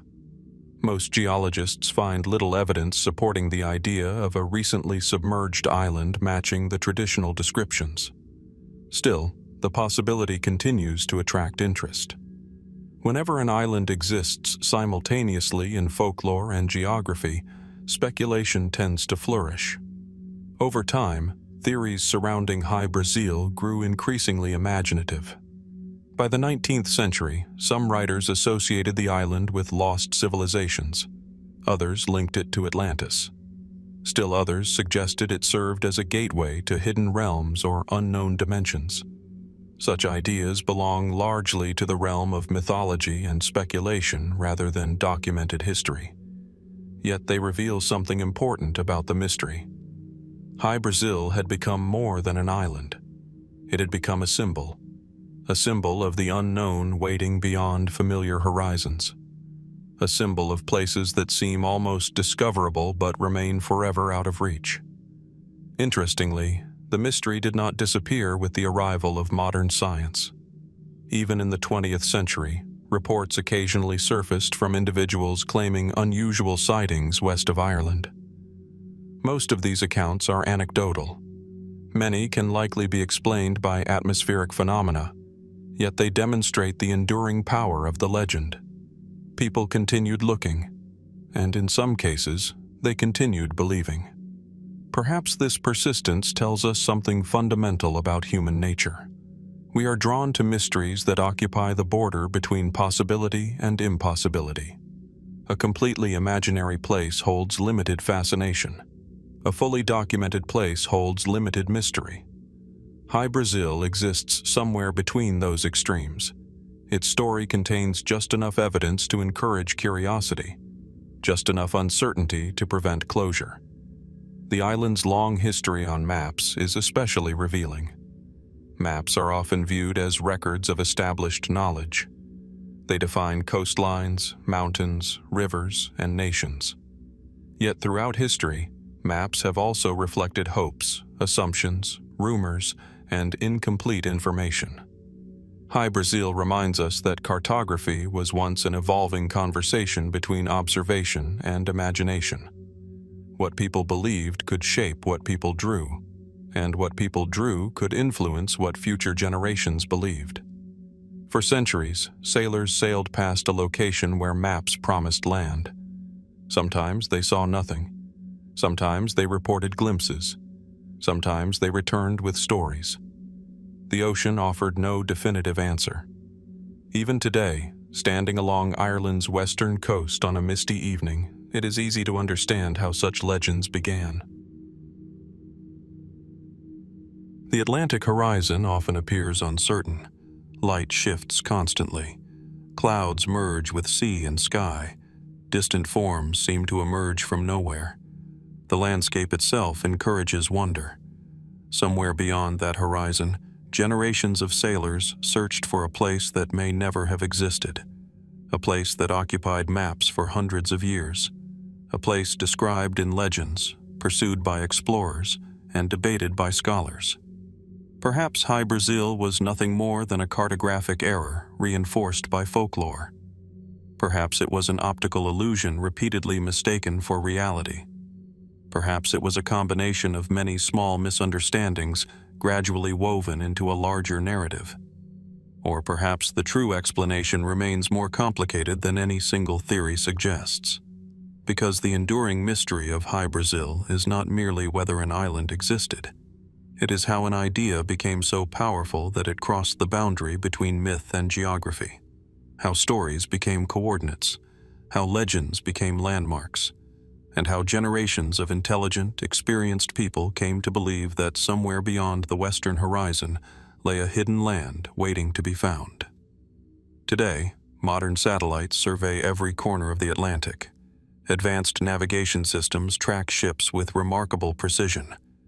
The blank spaces that once inspired centuries of speculation have largely disappeared from our maps. Yet Hy-Brasil remains. Not as a confirmed location, but as a question suspended between folklore and history, between observation and imagination, between what was seen and what was believed. And as fog continues to drift across the Atlantic west of Ireland, one cannot help but wonder whether those early sailors were chasing a simple illusion, or whether, for a brief moment, they glimpsed something that has since slipped back beyond the edge of the known world. The mystery of Hy-Brasil centers on a phantom island that appeared on maps for centuries, despite never being conclusively found. Rooted in Irish folklore, Hy-Brasil was said to lie west of Ireland, often hidden by mist and visible only under rare conditions. Unlike many myths, it became accepted enough to be included on numerous medieval and early modern maps, inspiring explorers and sailors to search for it. Various explanations have been proposed, including cartographic errors, atmospheric mirages, navigational mistakes, and folklore reinforced through generations of storytelling. Although modern satellite mapping has found no such island, Hy-Brasil remains one of history's most fascinating examples of a place existing somewhere between legend and geography, raising enduring questions about how belief, observation, and imagination shape our understanding of the world. Yet perhaps the greatest mystery of Hy-Brasil is not whether the island existed, but why humanity has remained captivated by it for so many centuries. Most geographical errors eventually disappear.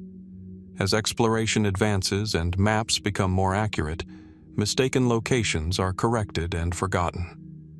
Hy-Brasil followed a different path. Long after many other phantom islands vanished from charts, it continued to occupy a place in both geography and imagination. This persistence suggests that the story touched something deeper than a simple navigational mistake. To understand that fascination, it helps to consider the world in which the legend flourished. For much of human history, vast portions of the earth remained unexplored. Oceans represented uncertainty.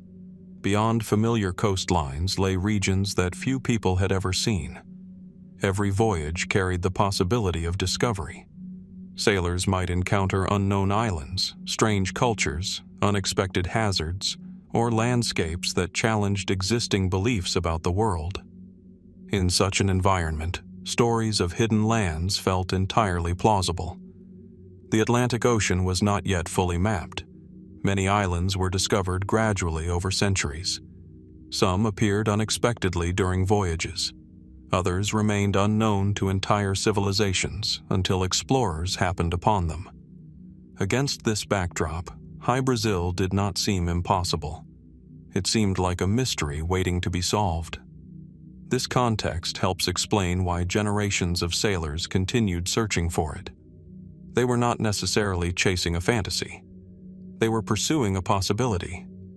The difference is important. Legends rooted in impossibility rarely inspire serious expeditions. Hy-Brasil inspired repeated attempts because people believed it might genuinely exist just beyond the limits of known geography. The role of the sea itself should not be underestimated. Oceans possess a unique ability to create uncertainty. A mountain on land remains visible day after day.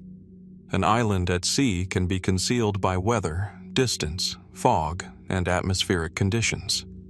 Even modern navigators occasionally encounter optical phenomena that distort perception. In earlier centuries, when navigation relied heavily on experience and observation, such conditions could easily transform uncertainty into conviction. Imagine standing aboard a vessel after days of rough weather. The horizon is obscured by mist. Suddenly, dark shapes appear in the distance. They resemble cliffs or elevated terrain. Crew members point toward them. Several people witness the same sight. Then, hours later, the shapes dissolve into cloud and haze. What exactly was seen? Today, many scientists would point toward superior mirages and other atmospheric effects. Yet for the people experiencing the event, the explanation may have seemed far less obvious. Human beings naturally seek patterns and meanings. Once the idea of Hy-Brasil existed, unusual observations could reinforce belief in its existence. Over time, these experiences accumulated. One sailor's story inspired another voyage. One reported sighting encouraged additional searches. Cartographers incorporated reports into maps. Those maps then influenced future explorers. A self-reinforcing cycle emerged in which geography and legend continuously shaped one another. This process reveals something fascinating about historical knowledge. We often imagine that facts and myths occupy separate categories. In reality, the boundary between them can be surprisingly fluid. Many accepted truths begin as uncertain reports. Many legends contain fragments of genuine observation. Hy-Brasil exists within that ambiguous space where evidence is suggestive but never conclusive. The mystery also highlights the extraordinary influence of maps. Modern maps are products of satellites, precise measurements, and digital technologies. Earlier maps were different. They reflected not only observations but also assumptions, traditions, and collective beliefs. A feature appearing on multiple maps could gradually acquire credibility simply through repetition. If the legend of Hy-Brasil reminds us that entire islands can seem to appear and disappear between reality and imagination, our next mystery takes us away from the oceans and toward something even more immense. This time, the mystery was not confined to a single coastline, a hidden valley, or a remote corner of the world. It unfolded above the entire planet. For several nights in the autumn of 1770, people across vast regions of Earth looked toward the heavens and witnessed something extraordinary. The sky itself seemed transformed. Crimson light spread across the darkness. Strange luminous curtains rippled overhead. Horizons glowed as if distant cities were burning beyond sight. To some observers, it appeared beautiful. To others, terrifying. And even today, more than 2.5 centuries later, the full scale of what happened remains difficult to comprehend. This is the mystery of the 1770 global Aurora event. Imagine standing outside on a quiet night in September 1770. There are no electric lights, no illuminated skyscrapers, no highways glowing in the distance. For most people living in the 18th century, darkness after sunset was profound and complete. The night sky dominated the world. Stars filled the heavens. The Milky Way stretched overhead in dazzling clarity. Against such a backdrop, any unusual celestial phenomenon would have commanded immediate attention. Now imagine seeing the northern sky begin to glow. At first, perhaps it appears as a faint red haze. Then the glow intensifies. The horizon brightens. Bands of light spread upward. Columns of crimson seem to reach toward the stars. Hours pass, yet the spectacle continues. Night after night, the display returns. And remarkably, it is being witnessed not merely in one country or one continent, but across much of the globe. Today we understand that auroras are natural phenomena caused by interactions between charged particles from the Sun and Earth's magnetic field. When solar material collides with the upper atmosphere, it excites atmospheric gases, producing shimmering displays of light. Most commonly, these lights are visible near the polar regions. The aurora borealis, or northern lights, and the aurora australis, or southern lights, are familiar examples. Yet the event of 1770 was anything but ordinary. Historical records indicate that auroras were observed at unusually low latitudes across both hemispheres.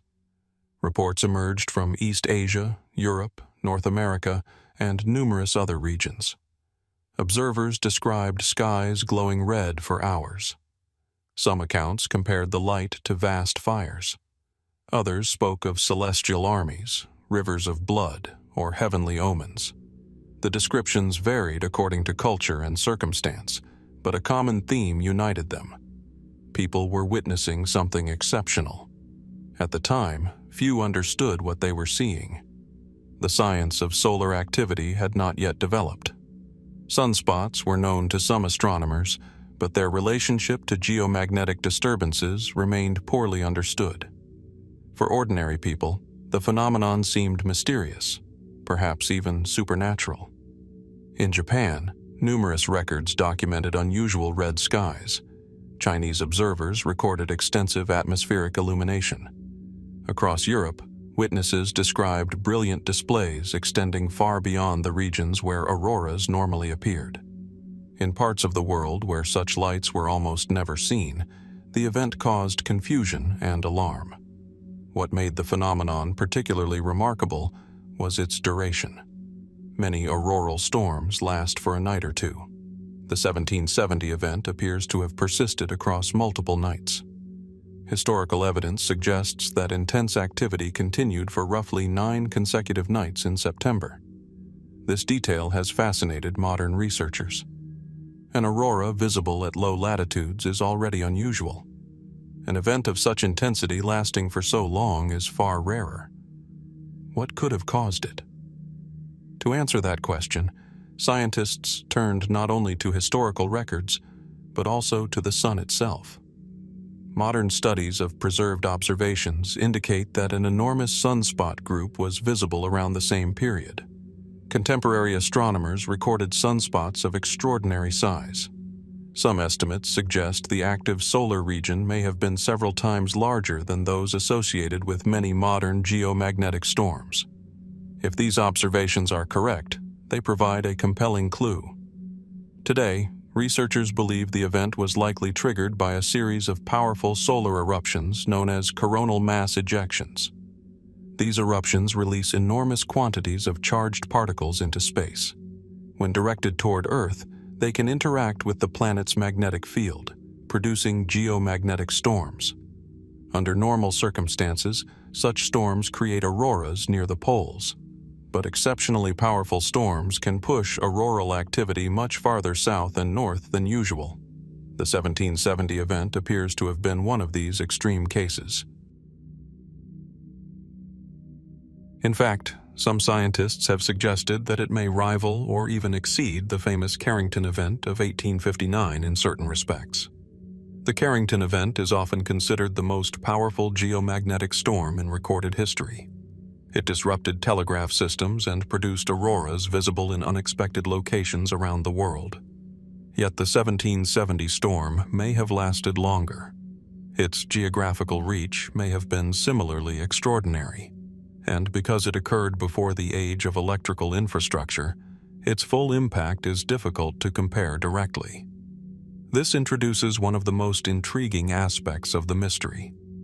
The world of 1770 lacked the technologies that make modern societies vulnerable to solar storms.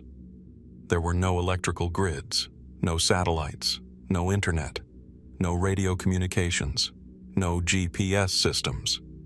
As a result, many effects that would be obvious today passed unnoticed or unrecorded. What might have happened if a storm of similar magnitude occurred now? Researchers have explored this question extensively. The answer is sobering. Modern civilization depends heavily upon interconnected technological systems vulnerable to geomagnetic disturbances. A sufficiently powerful solar storm could disrupt communications, damage electrical infrastructure, affect satellites, and create widespread economic consequences. This possibility has transformed the 1770 event from a historical curiosity into an important subject of scientific study. Yet despite growing understanding, significant uncertainties remain. Historical records provide valuable information, but they are inherently incomplete.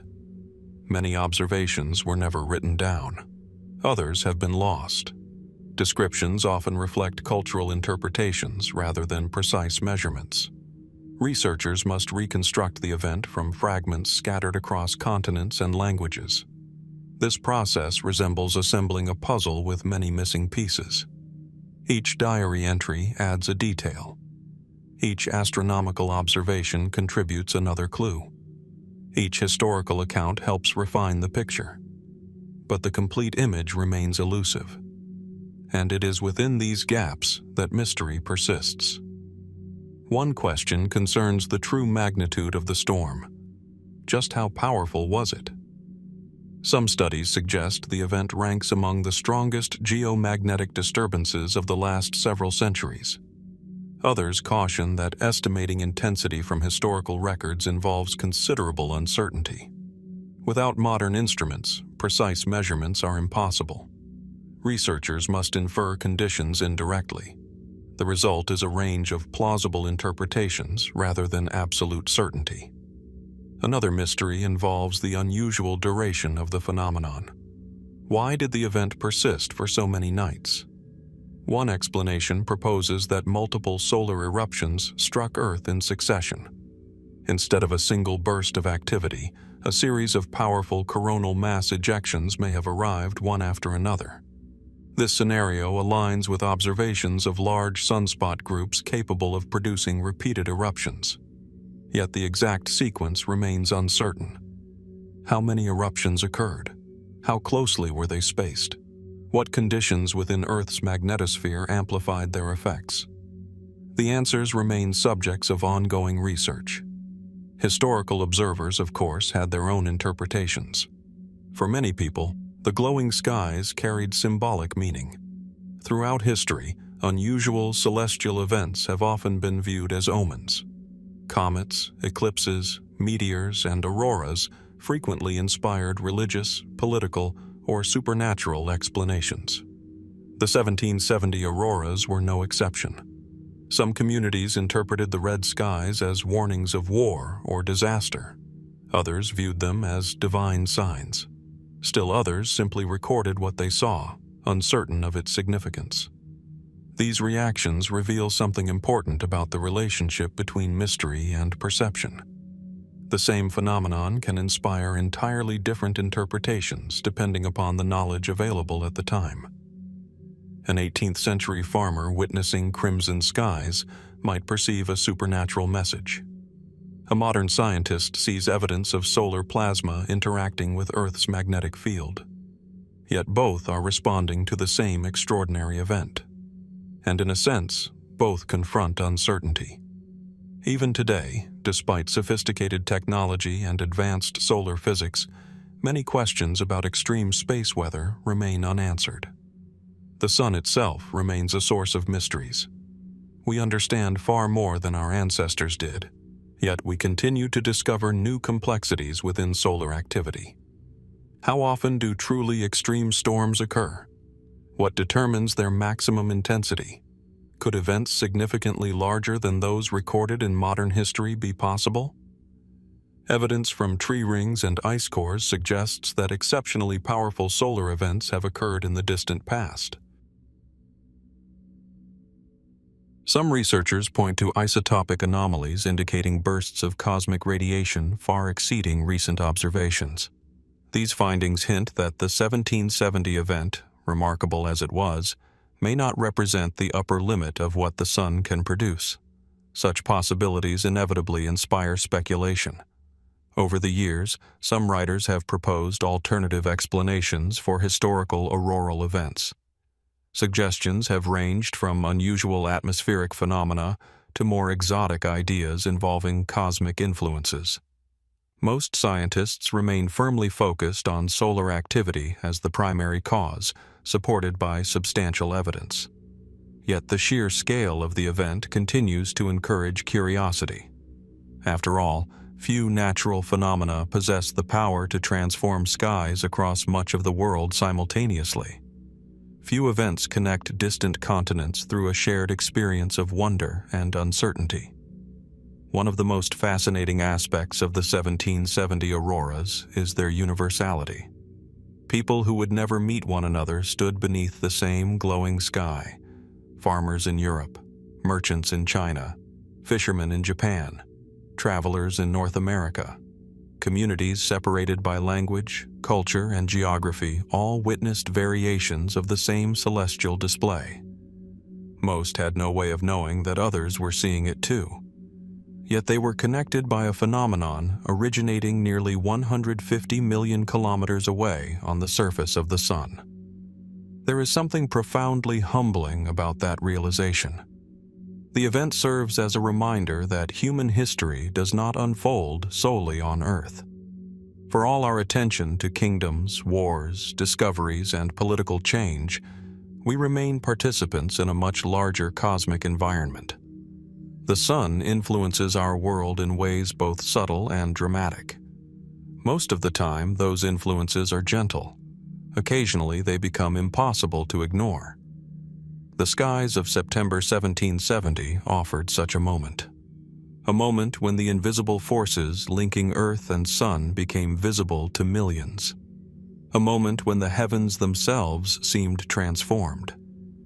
And yet, despite centuries of scientific progress, the event still retains elements of mystery. Its exact intensity remains uncertain. Its full global impact can only be estimated. Important observations may have been lost forever. Unknown details may remain hidden within overlooked manuscripts or forgotten archives. Somewhere in those missing pieces may lie a clearer understanding of one of the greatest celestial spectacles ever witnessed by human eyes. Until then, the 1770 global Aurora event occupies a fascinating space between documented history and lingering mystery. A reminder that even when science explains the broad outlines of an event, the finer details can remain just beyond reach. And perhaps that is fitting. Because on those remarkable nights, people looked upward and saw the familiar sky transformed into something strange, beautiful, and unsettling. More than 2 centuries later, we are still looking upward, still asking questions, and still wondering whether the sun may be holding secrets that we have only begun to understand. The The 1770 global Aurora event was one of the most extraordinary celestial phenomena ever recorded. For roughly 9 consecutive nights in September 1770, intense red auroras illuminated skies across vast regions of the world, appearing far beyond their usual polar locations. Observers from Asia, Europe, and North America documented glowing crimson skies, luminous curtains of light, and atmospheric displays that many interpreted as supernatural omens. Modern research suggests the event was caused by an exceptionally powerful series of solar eruptions associated with a massive sunspot group. Although scientists now understand the general mechanism behind the phenomenon, many questions remain regarding its true intensity, duration, and global impact. The event serves as both a scientific mystery and a reminder of humanity's connection to powerful forces originating on the sun. Yet the mystery of the 1770 global Aurora event extends beyond the remarkable lights themselves. It reaches into a larger and more unsettling question. How vulnerable is humanity to the forces of the cosmos? For most of human history, the sky was viewed as a distant realm, beautiful but largely separate from daily life. Storms, earthquakes, floods, and droughts were immediate concerns, while the stars appeared fixed and unchanging. The auroras of 1770 challenged that perception. They demonstrated that events occurring on the sun, an object nearly 150 million kilometers away, could dramatically alter the appearance of Earth's skies and potentially influence conditions across the entire planet. What makes the event especially fascinating is the realization that it occurred during a period when humanity possessed very limited scientific tools. No satellites orbited Earth. No observatories continuously monitored solar activity. There were no magnetometers recording fluctuations in Earth's magnetic field. The people who witnessed the crimson skies had little choice but to observe, document, and wonder. Today, historians and scientists rely heavily upon those observations. Diaries, ship logs, government records, astronomical notes, and personal journals have become invaluable pieces of evidence. Each account offers a glimpse into a moment when ordinary people encountered something extraordinary. A merchant describing a blood-red horizon, a sailor recording strange lights above the ocean, or a farmer noting unusual colors in the night sky may unknowingly have preserved information essential to modern research. Yet historical records present challenges of their own. Human beings are not scientific instruments. Observations can be exaggerated, misunderstood, or influenced by cultural expectations. Two witnesses observing the same phenomenon may describe it in completely different ways. Researchers must carefully compare accounts, identify patterns, and separate probable observations from interpretations shaped by fear, religion, or folklore. This process has revealed just how widespread the event truly was. Reports suggest that auroras became visible at latitudes where they are normally unknown. Regions that rarely, if ever, experienced such displays suddenly found their skies illuminated by shifting red light. For many communities, it was likely the most extraordinary celestial event witnessed in living memory. Modern solar physicists are particularly interested in what the event reveals about extreme space weather. While solar storms occur regularly, only a small fraction reach exceptional intensity. Understanding these rare events is crucial because they provide insight into the limits of solar activity. The 1770 auroras suggest that the sun is capable of producing disturbances significantly more powerful than those experienced during most human lifetimes. This realization has important implications. Modern civilization depends on technology in ways that 18th century societies could never have imagined. Satellites guide navigation systems. Electrical grids power cities. Communication networks connect continents. Financial systems rely upon precise timing signals transmitted from space. A severe geomagnetic storm could affect many of these systems simultaneously. Scientists have therefore begun treating historical events such as the 1770 auroras as natural experiments. By studying past solar storms, researchers hope to better understand future risks. The goal is not merely to reconstruct history, but to prepare for possibilities that may arise again. Interestingly, evidence from natural archives suggests that extreme solar activity may have occurred many times throughout history. Tree rings preserve traces of cosmic radiation. Ice cores contain chemical signatures linked to solar events. These records indicate that Earth has periodically experienced disturbances even more intense than those documented in written history. If the 1770 global aurora event reminds us that mysteries can arrive from the heavens themselves, our next story brings us back to Earth, yet into a landscape so harsh and isolated that it can feel almost otherworldly. Here, the mystery is not a glowing sky or a vanished island. It is an entire community, a civilization that survived for centuries on the edge of the known world before quietly disappearing, leaving behind churches, farms, stone buildings, and questions that remain unanswered to this day. Far along the southwestern coast of Greenland, mountains rise from icy waters beneath a sky that often seems suspended between light and darkness. Vast glaciers descend from the interior, slowly grinding toward the sea.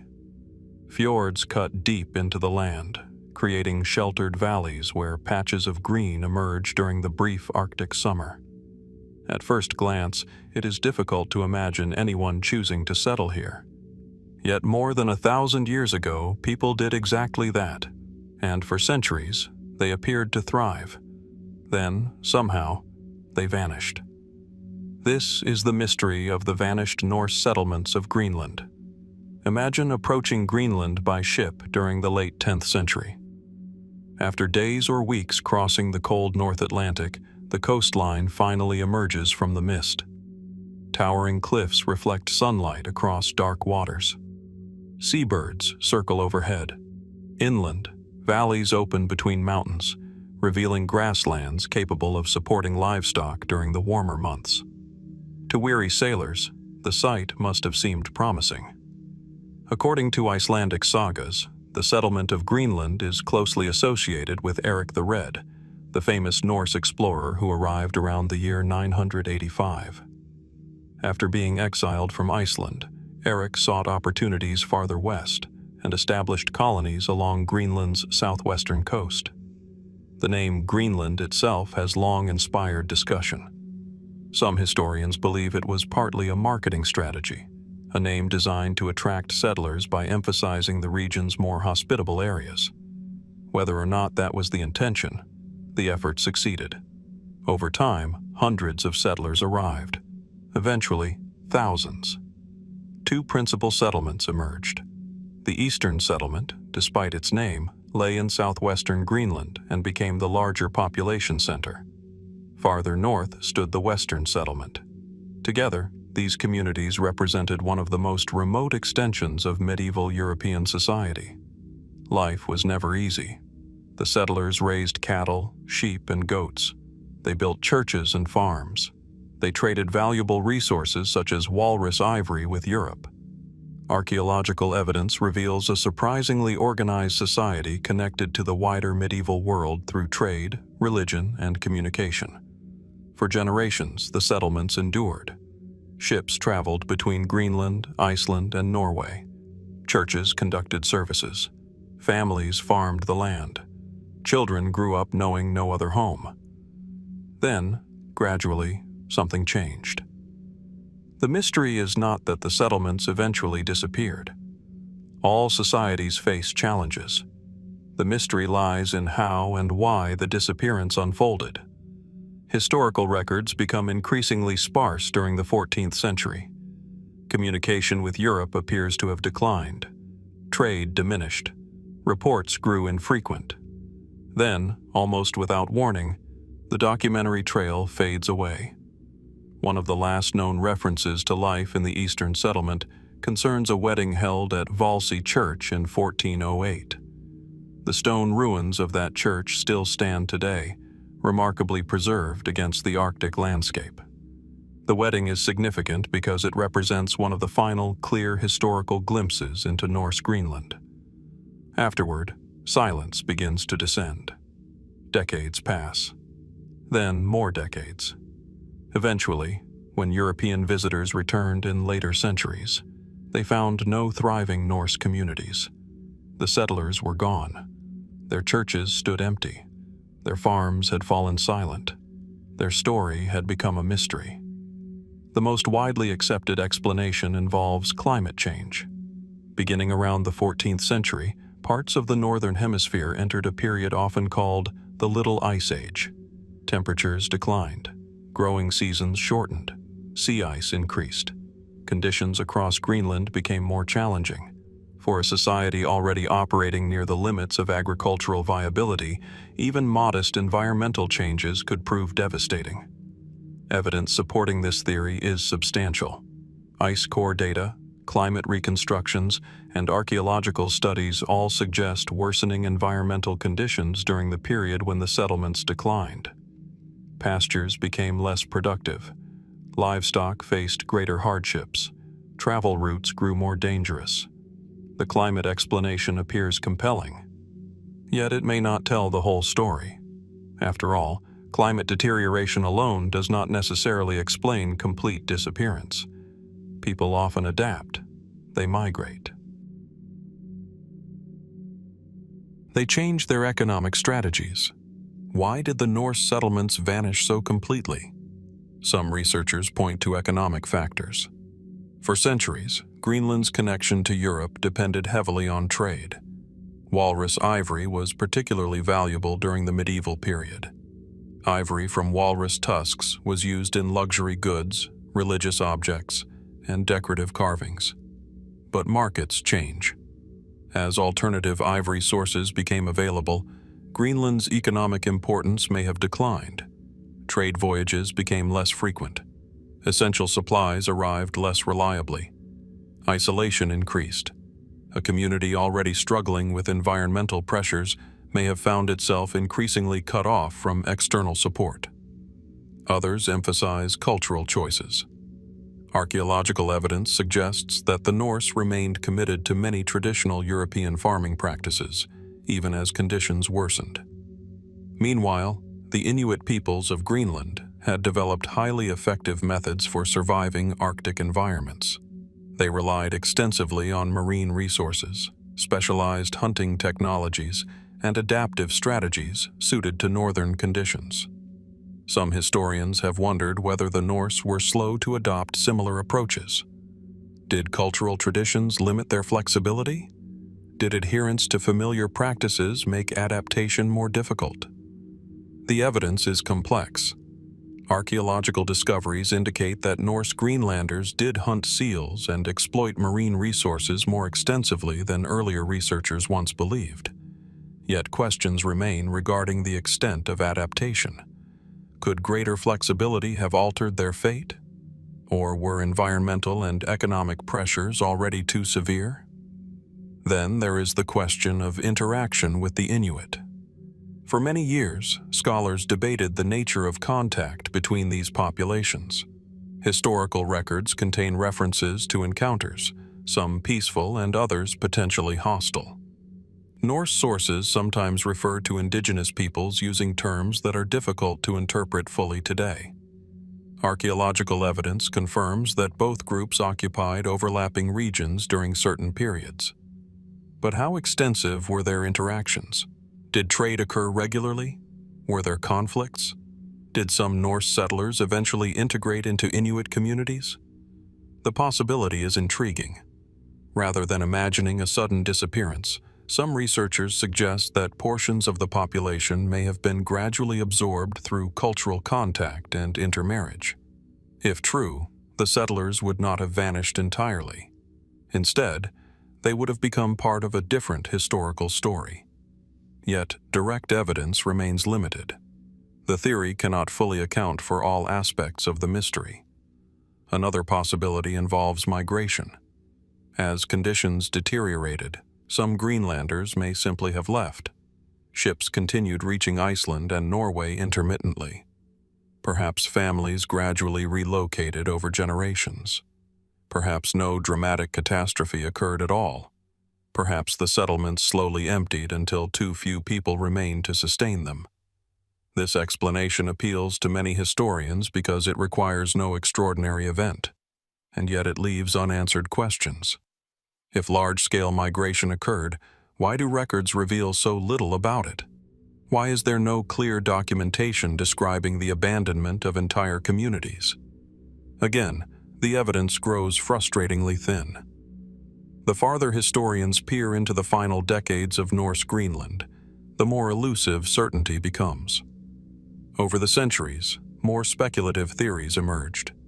Some suggested that pirates attacked the settlements. Others imagined epidemics sweeping through the population. A few proposed catastrophic conflicts or natural disasters. Most of these ideas lack strong supporting evidence. Nevertheless, they persist because the historical record contains gaps large enough to invite imagination. One of the most haunting aspects of the mystery comes from archaeology itself.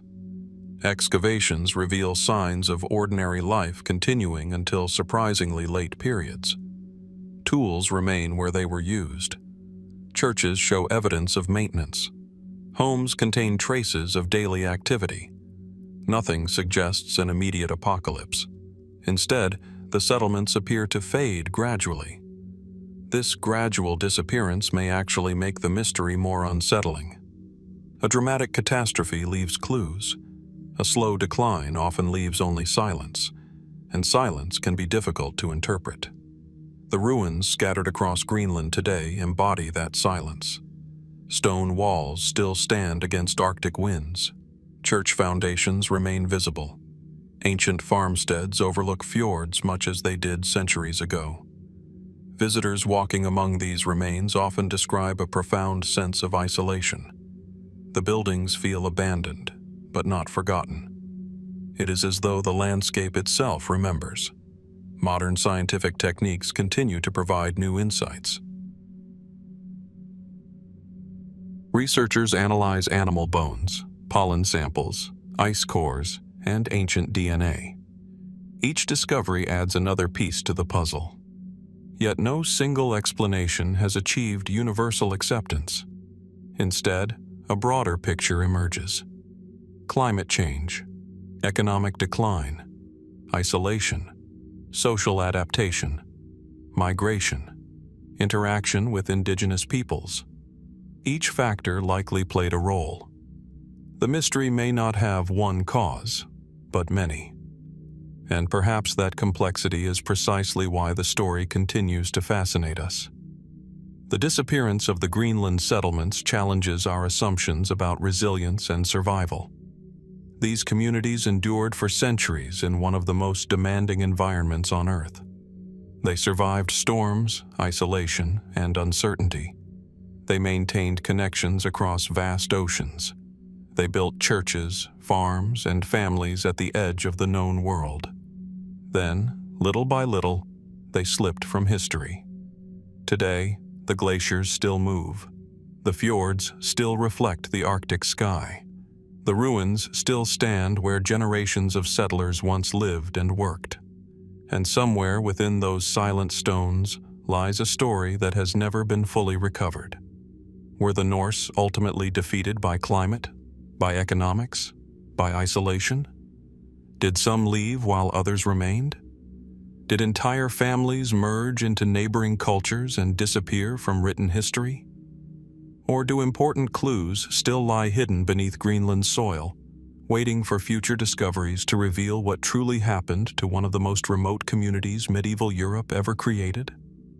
As the Arctic wind moves through the abandoned ruins and the long northern twilight settles across the fjords, the question remains: what became of the people who built a society at the edge of the world, and why did they leave so little behind except mystery?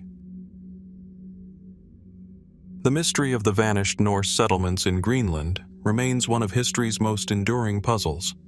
Founded around 985 by Eric the Red, these remote communities survived for centuries in a harsh Arctic environment, building farms, churches, and trade networks that connected them to medieval Europe. By the 15th century, however, the settlements had disappeared. Historians point to a combination of factors including colder climate conditions, economic decline, increasing isolation, cultural rigidity, migration, and possible interaction with Inuit populations. Yet no single explanation fully accounts for their disappearance.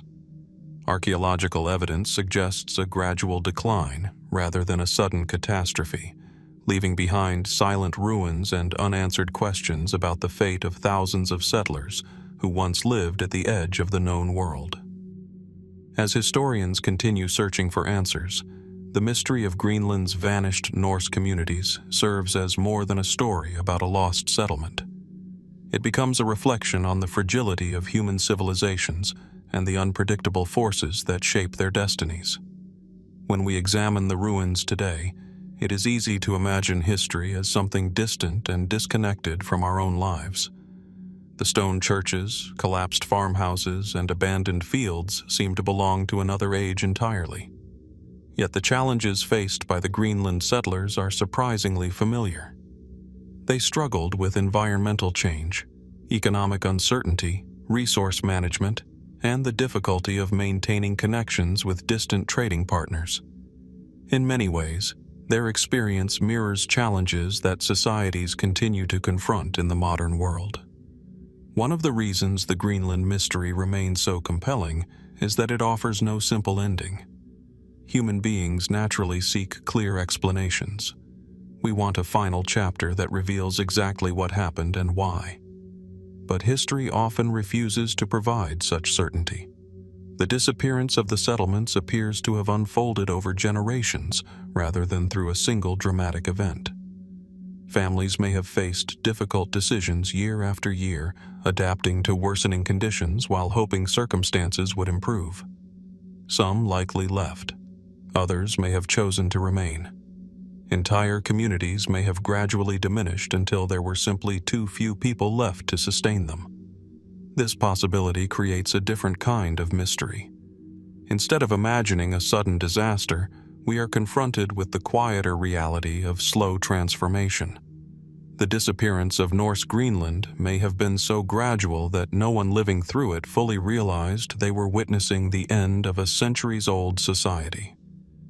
What appears to us as a mystery may have felt to them like a series of ordinary choices made under increasingly difficult circumstances.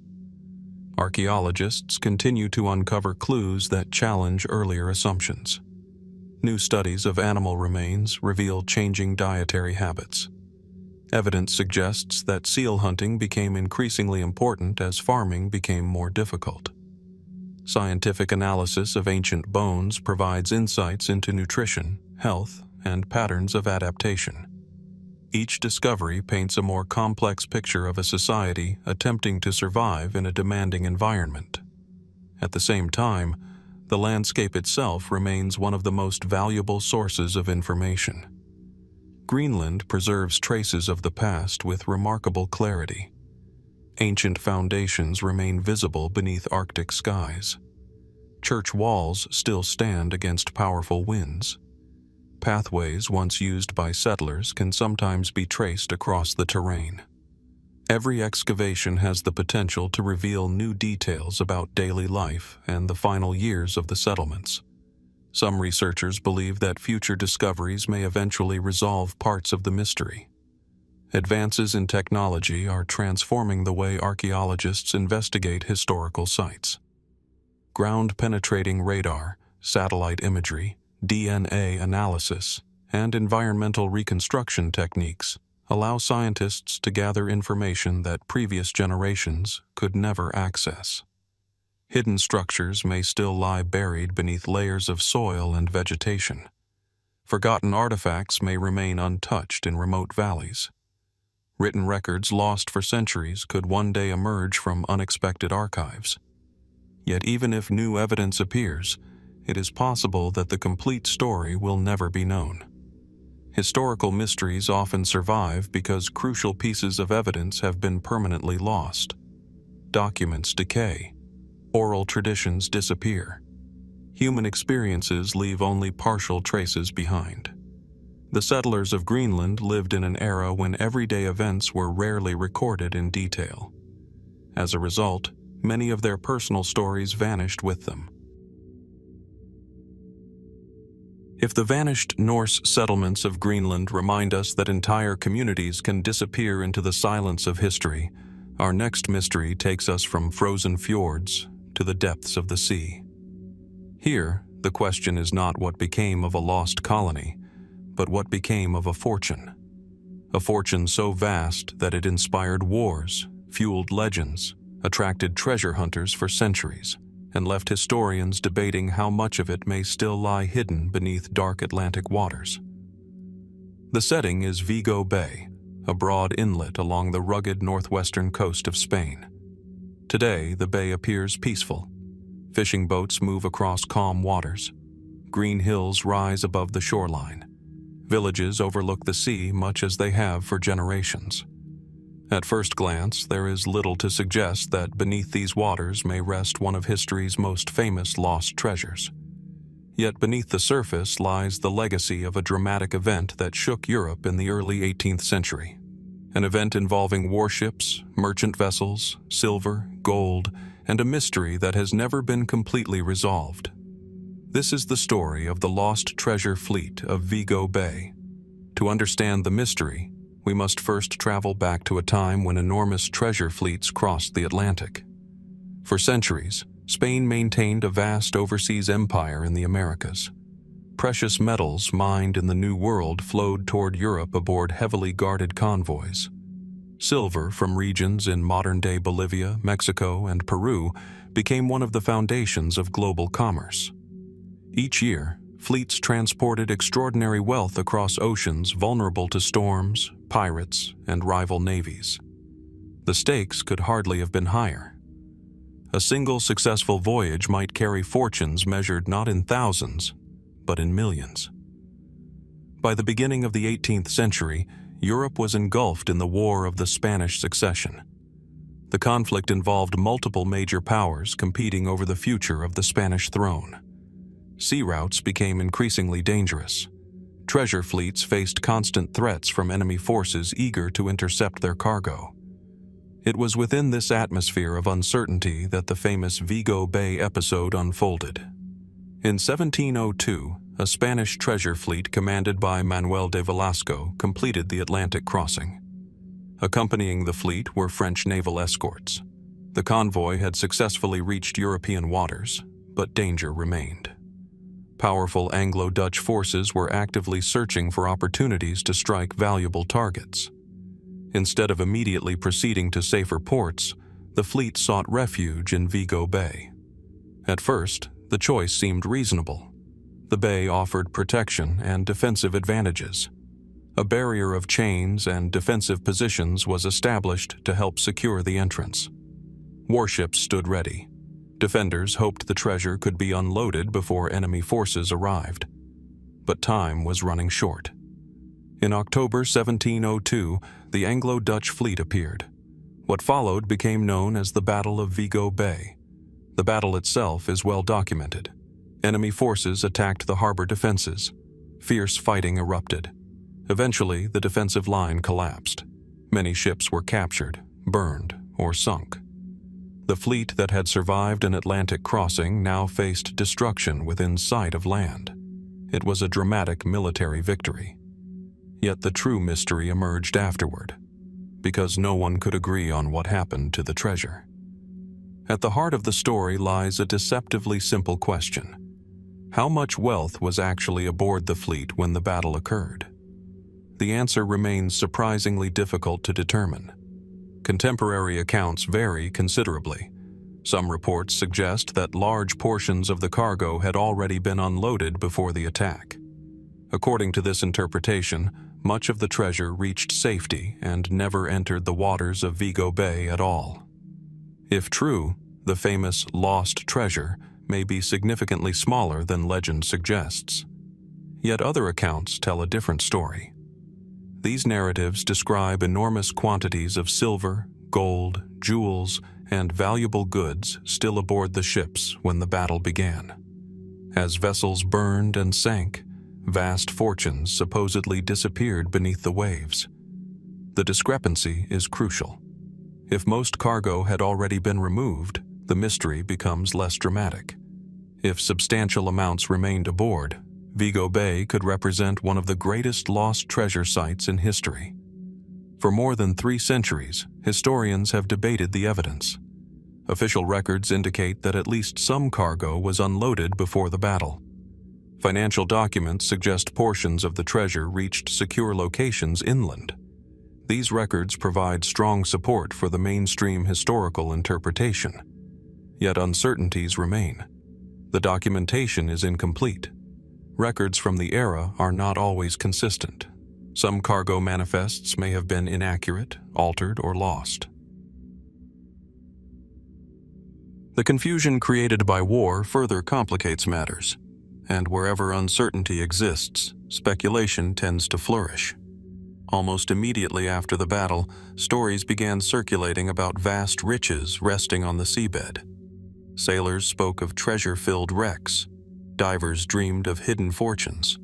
Writers and adventurers added new layers to the legend. The mystery soon expanded beyond historical records and entered popular imagination. One reason for its enduring appeal is the extraordinary scale involved. The Spanish treasure fleets were among the wealthiest maritime enterprises in history. Even a fraction of their cargo could represent immense value. The idea that significant portions might remain undiscovered is difficult to ignore. Over the centuries, numerous salvage efforts attempted to uncover the truth. Divers searched wreck sites. Artifacts were recovered. Coins emerged from the mud. Historical evidence confirmed that valuable cargo had indeed been present. Yet the results were often frustrating. Discoveries rarely matched the most extravagant legends. Instead of mountains of gold, explorers typically recovered scattered items and limited quantities of treasure. Did this mean the treasure never existed? Not necessarily. The underwater environment is complex.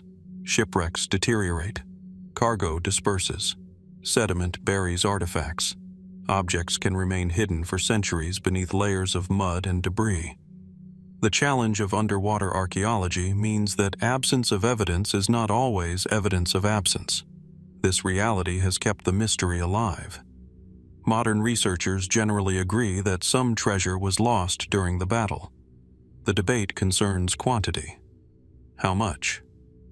That question remains surprisingly difficult to answer. Some scholars argue that historical records strongly indicate most valuable cargo had already been removed. According to this view, later legends dramatically exaggerated the scale of remaining wealth. Others suggest that contemporary authorities may not have documented everything accurately. Could undeclared cargo have existed? Could valuable goods have remained aboard ships despite official reports? The possibilities cannot be entirely dismissed. Then there is the matter of the wrecks themselves. Many ships involved in the battle sank under chaotic circumstances. Some burned before sinking. Others were deliberately scuttled. Explosions, currents, and subsequent salvage operations altered the underwater landscape. Over time, distinguishing one wreck from another became increasingly difficult. The seabed transformed into a tangled archive of destruction. Every wreck tells part of the story, yet no single wreck provides a complete answer. Adding further intrigue are the accounts of early treasure hunters. Throughout the 18th and 19th centuries, individuals claimed remarkable discoveries. Some reported recovering substantial valuables. Others hinted at treasures too large to remove completely. As with many treasure legends, separating documented fact from exaggeration can be challenging. Successful treasure hunters often had reasons to enhance their stories. Investors, governments, and rivals all paid close attention to such claims. The result is a historical record filled with tantalizing hints but few certainties.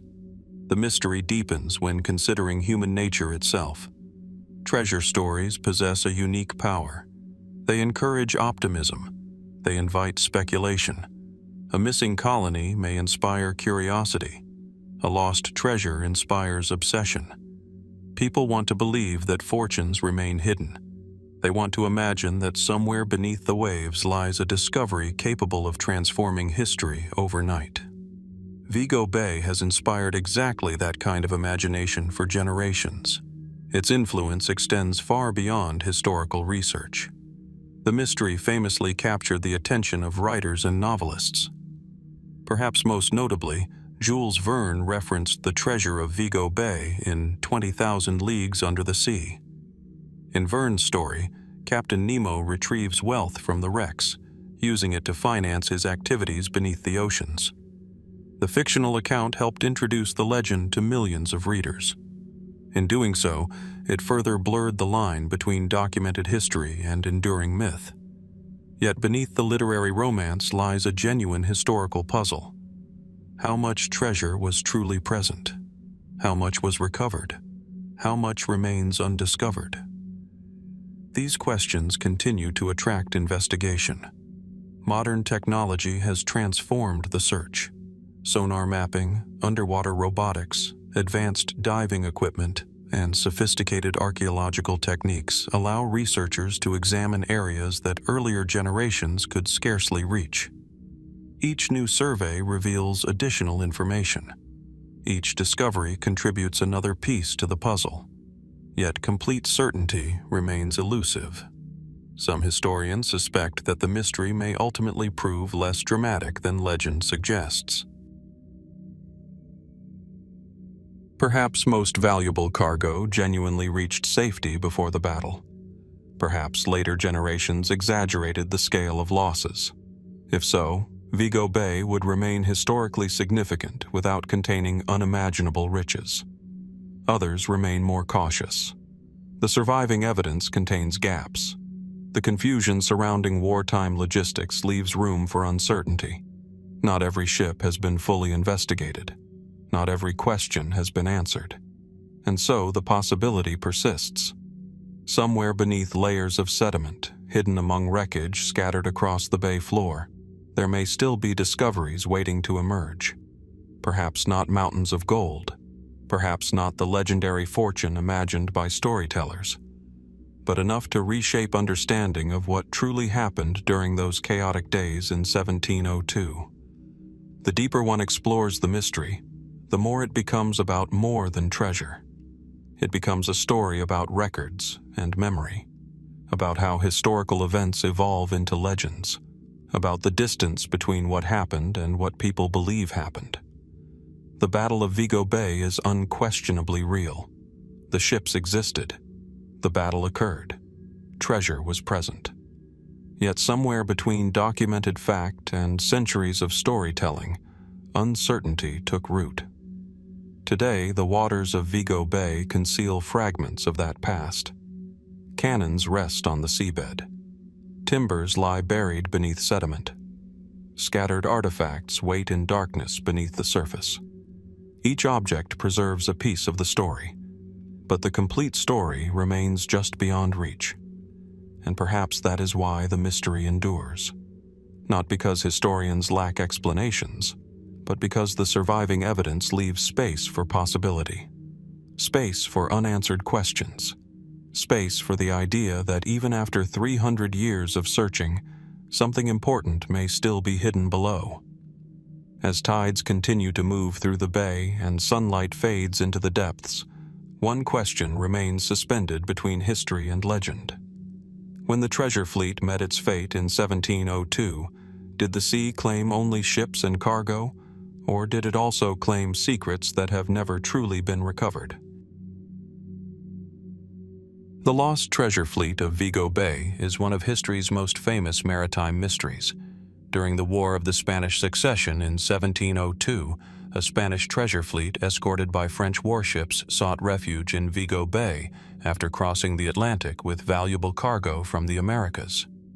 When Anglo-Dutch forces attacked, many ships were destroyed or sunk. The central mystery concerns how much treasure remained aboard the fleet at the time of the battle. Historical records suggest that a significant portion of the cargo may have been unloaded beforehand, while legends claim enormous fortunes disappeared beneath the sea. Centuries of treasure hunting, archaeological exploration, and historical research have failed to produce a definitive answer. Although some valuables have been recovered, uncertainty remains about whether substantial treasures still lie hidden beneath the waters of Vigo Bay. Yet perhaps the most fascinating aspect of the Vigo Bay mystery is not the treasure itself, but the way the story has survived through centuries of speculation, hope, and human imagination. History is filled with lost fortunes, sunken ships, and forgotten kingdoms. Most eventually fade into obscurity as evidence accumulates and questions are answered. Vigo Bay is different. Despite generations of investigation, it remains suspended in a rare state between documented history and enduring legend. The facts are substantial enough to establish that a great treasure fleet existed, yet incomplete enough to prevent a final verdict regarding its ultimate fate. This uncertainty has transformed Vigo Bay into something larger than a simple historical event. It has become a symbol of humanity's enduring fascination with hidden wealth and unanswered questions. Every generation inherits the possibility that somewhere beneath the waters, overlooked by previous explorers, lies a discovery waiting to be made. The geography of the bay itself contributes to this sense of mystery. Vigo Bay is vast, with changing seabed conditions, shifting sediment, and areas that remain difficult to investigate thoroughly even with modern technology. Over the centuries, storms have altered the underwater landscape. Currents have moved debris. Layers of mud have buried artifacts that may remain untouched since the early 18th century. For underwater archaeologists, such conditions present both challenges and opportunities. Valuable objects can disappear beneath meters of sediment, becoming invisible to ordinary searches. Entire sections of wreckage may remain preserved in conditions that protect them from decay. Every new survey has the potential to reveal details that previous expeditions missed. Researchers often compare historical shipwrecks to time capsules. Unlike settlements that evolve continuously over generations, a shipwreck captures a specific moment in time. Cargo, equipment, personal belongings, weapons, and documents can all become frozen within the archaeological record. When properly studied, these discoveries provide remarkable insight into the world that created them. In the case of Vigo Bay, however, the situation is complicated by the sheer chaos of the battle itself. Ships were burned, abandoned, scuttled, and destroyed under different circumstances. Salvage operations began almost immediately after the conflict ended. Valuable cargo was actively sought by governments, merchants, sailors, and opportunists. As a result, the archaeological landscape became extraordinarily complex. This complexity means that even when artifacts are discovered, interpreting their significance is rarely straightforward. A handful of silver coins might represent a lost fortune, or merely a tiny fragment of one. A recovered chest may suggest larger caches nearby, or it may be an isolated find disconnected from the main treasure cargo. Every discovery answers one question while creating several more. The mystery is also a reminder of how difficult it can be to reconstruct the past from surviving records. Modern observers often assume that governments maintained accurate and complete documentation. In reality, records from the early 18th century were frequently incomplete, inconsistent, or influenced by political considerations. Officials had reasons to minimize losses, exaggerate successes, or conceal information from rivals. Financial records indicate that large amounts of treasure successfully reached their intended destinations. Yet historians continue to debate whether all cargo was properly documented. Smuggling was not uncommon during the era. Merchants sometimes concealed valuable goods to avoid taxes or regulations. Commanders occasionally made decisions that never appeared in official reports. Such possibilities create uncertainty that historians cannot entirely eliminate.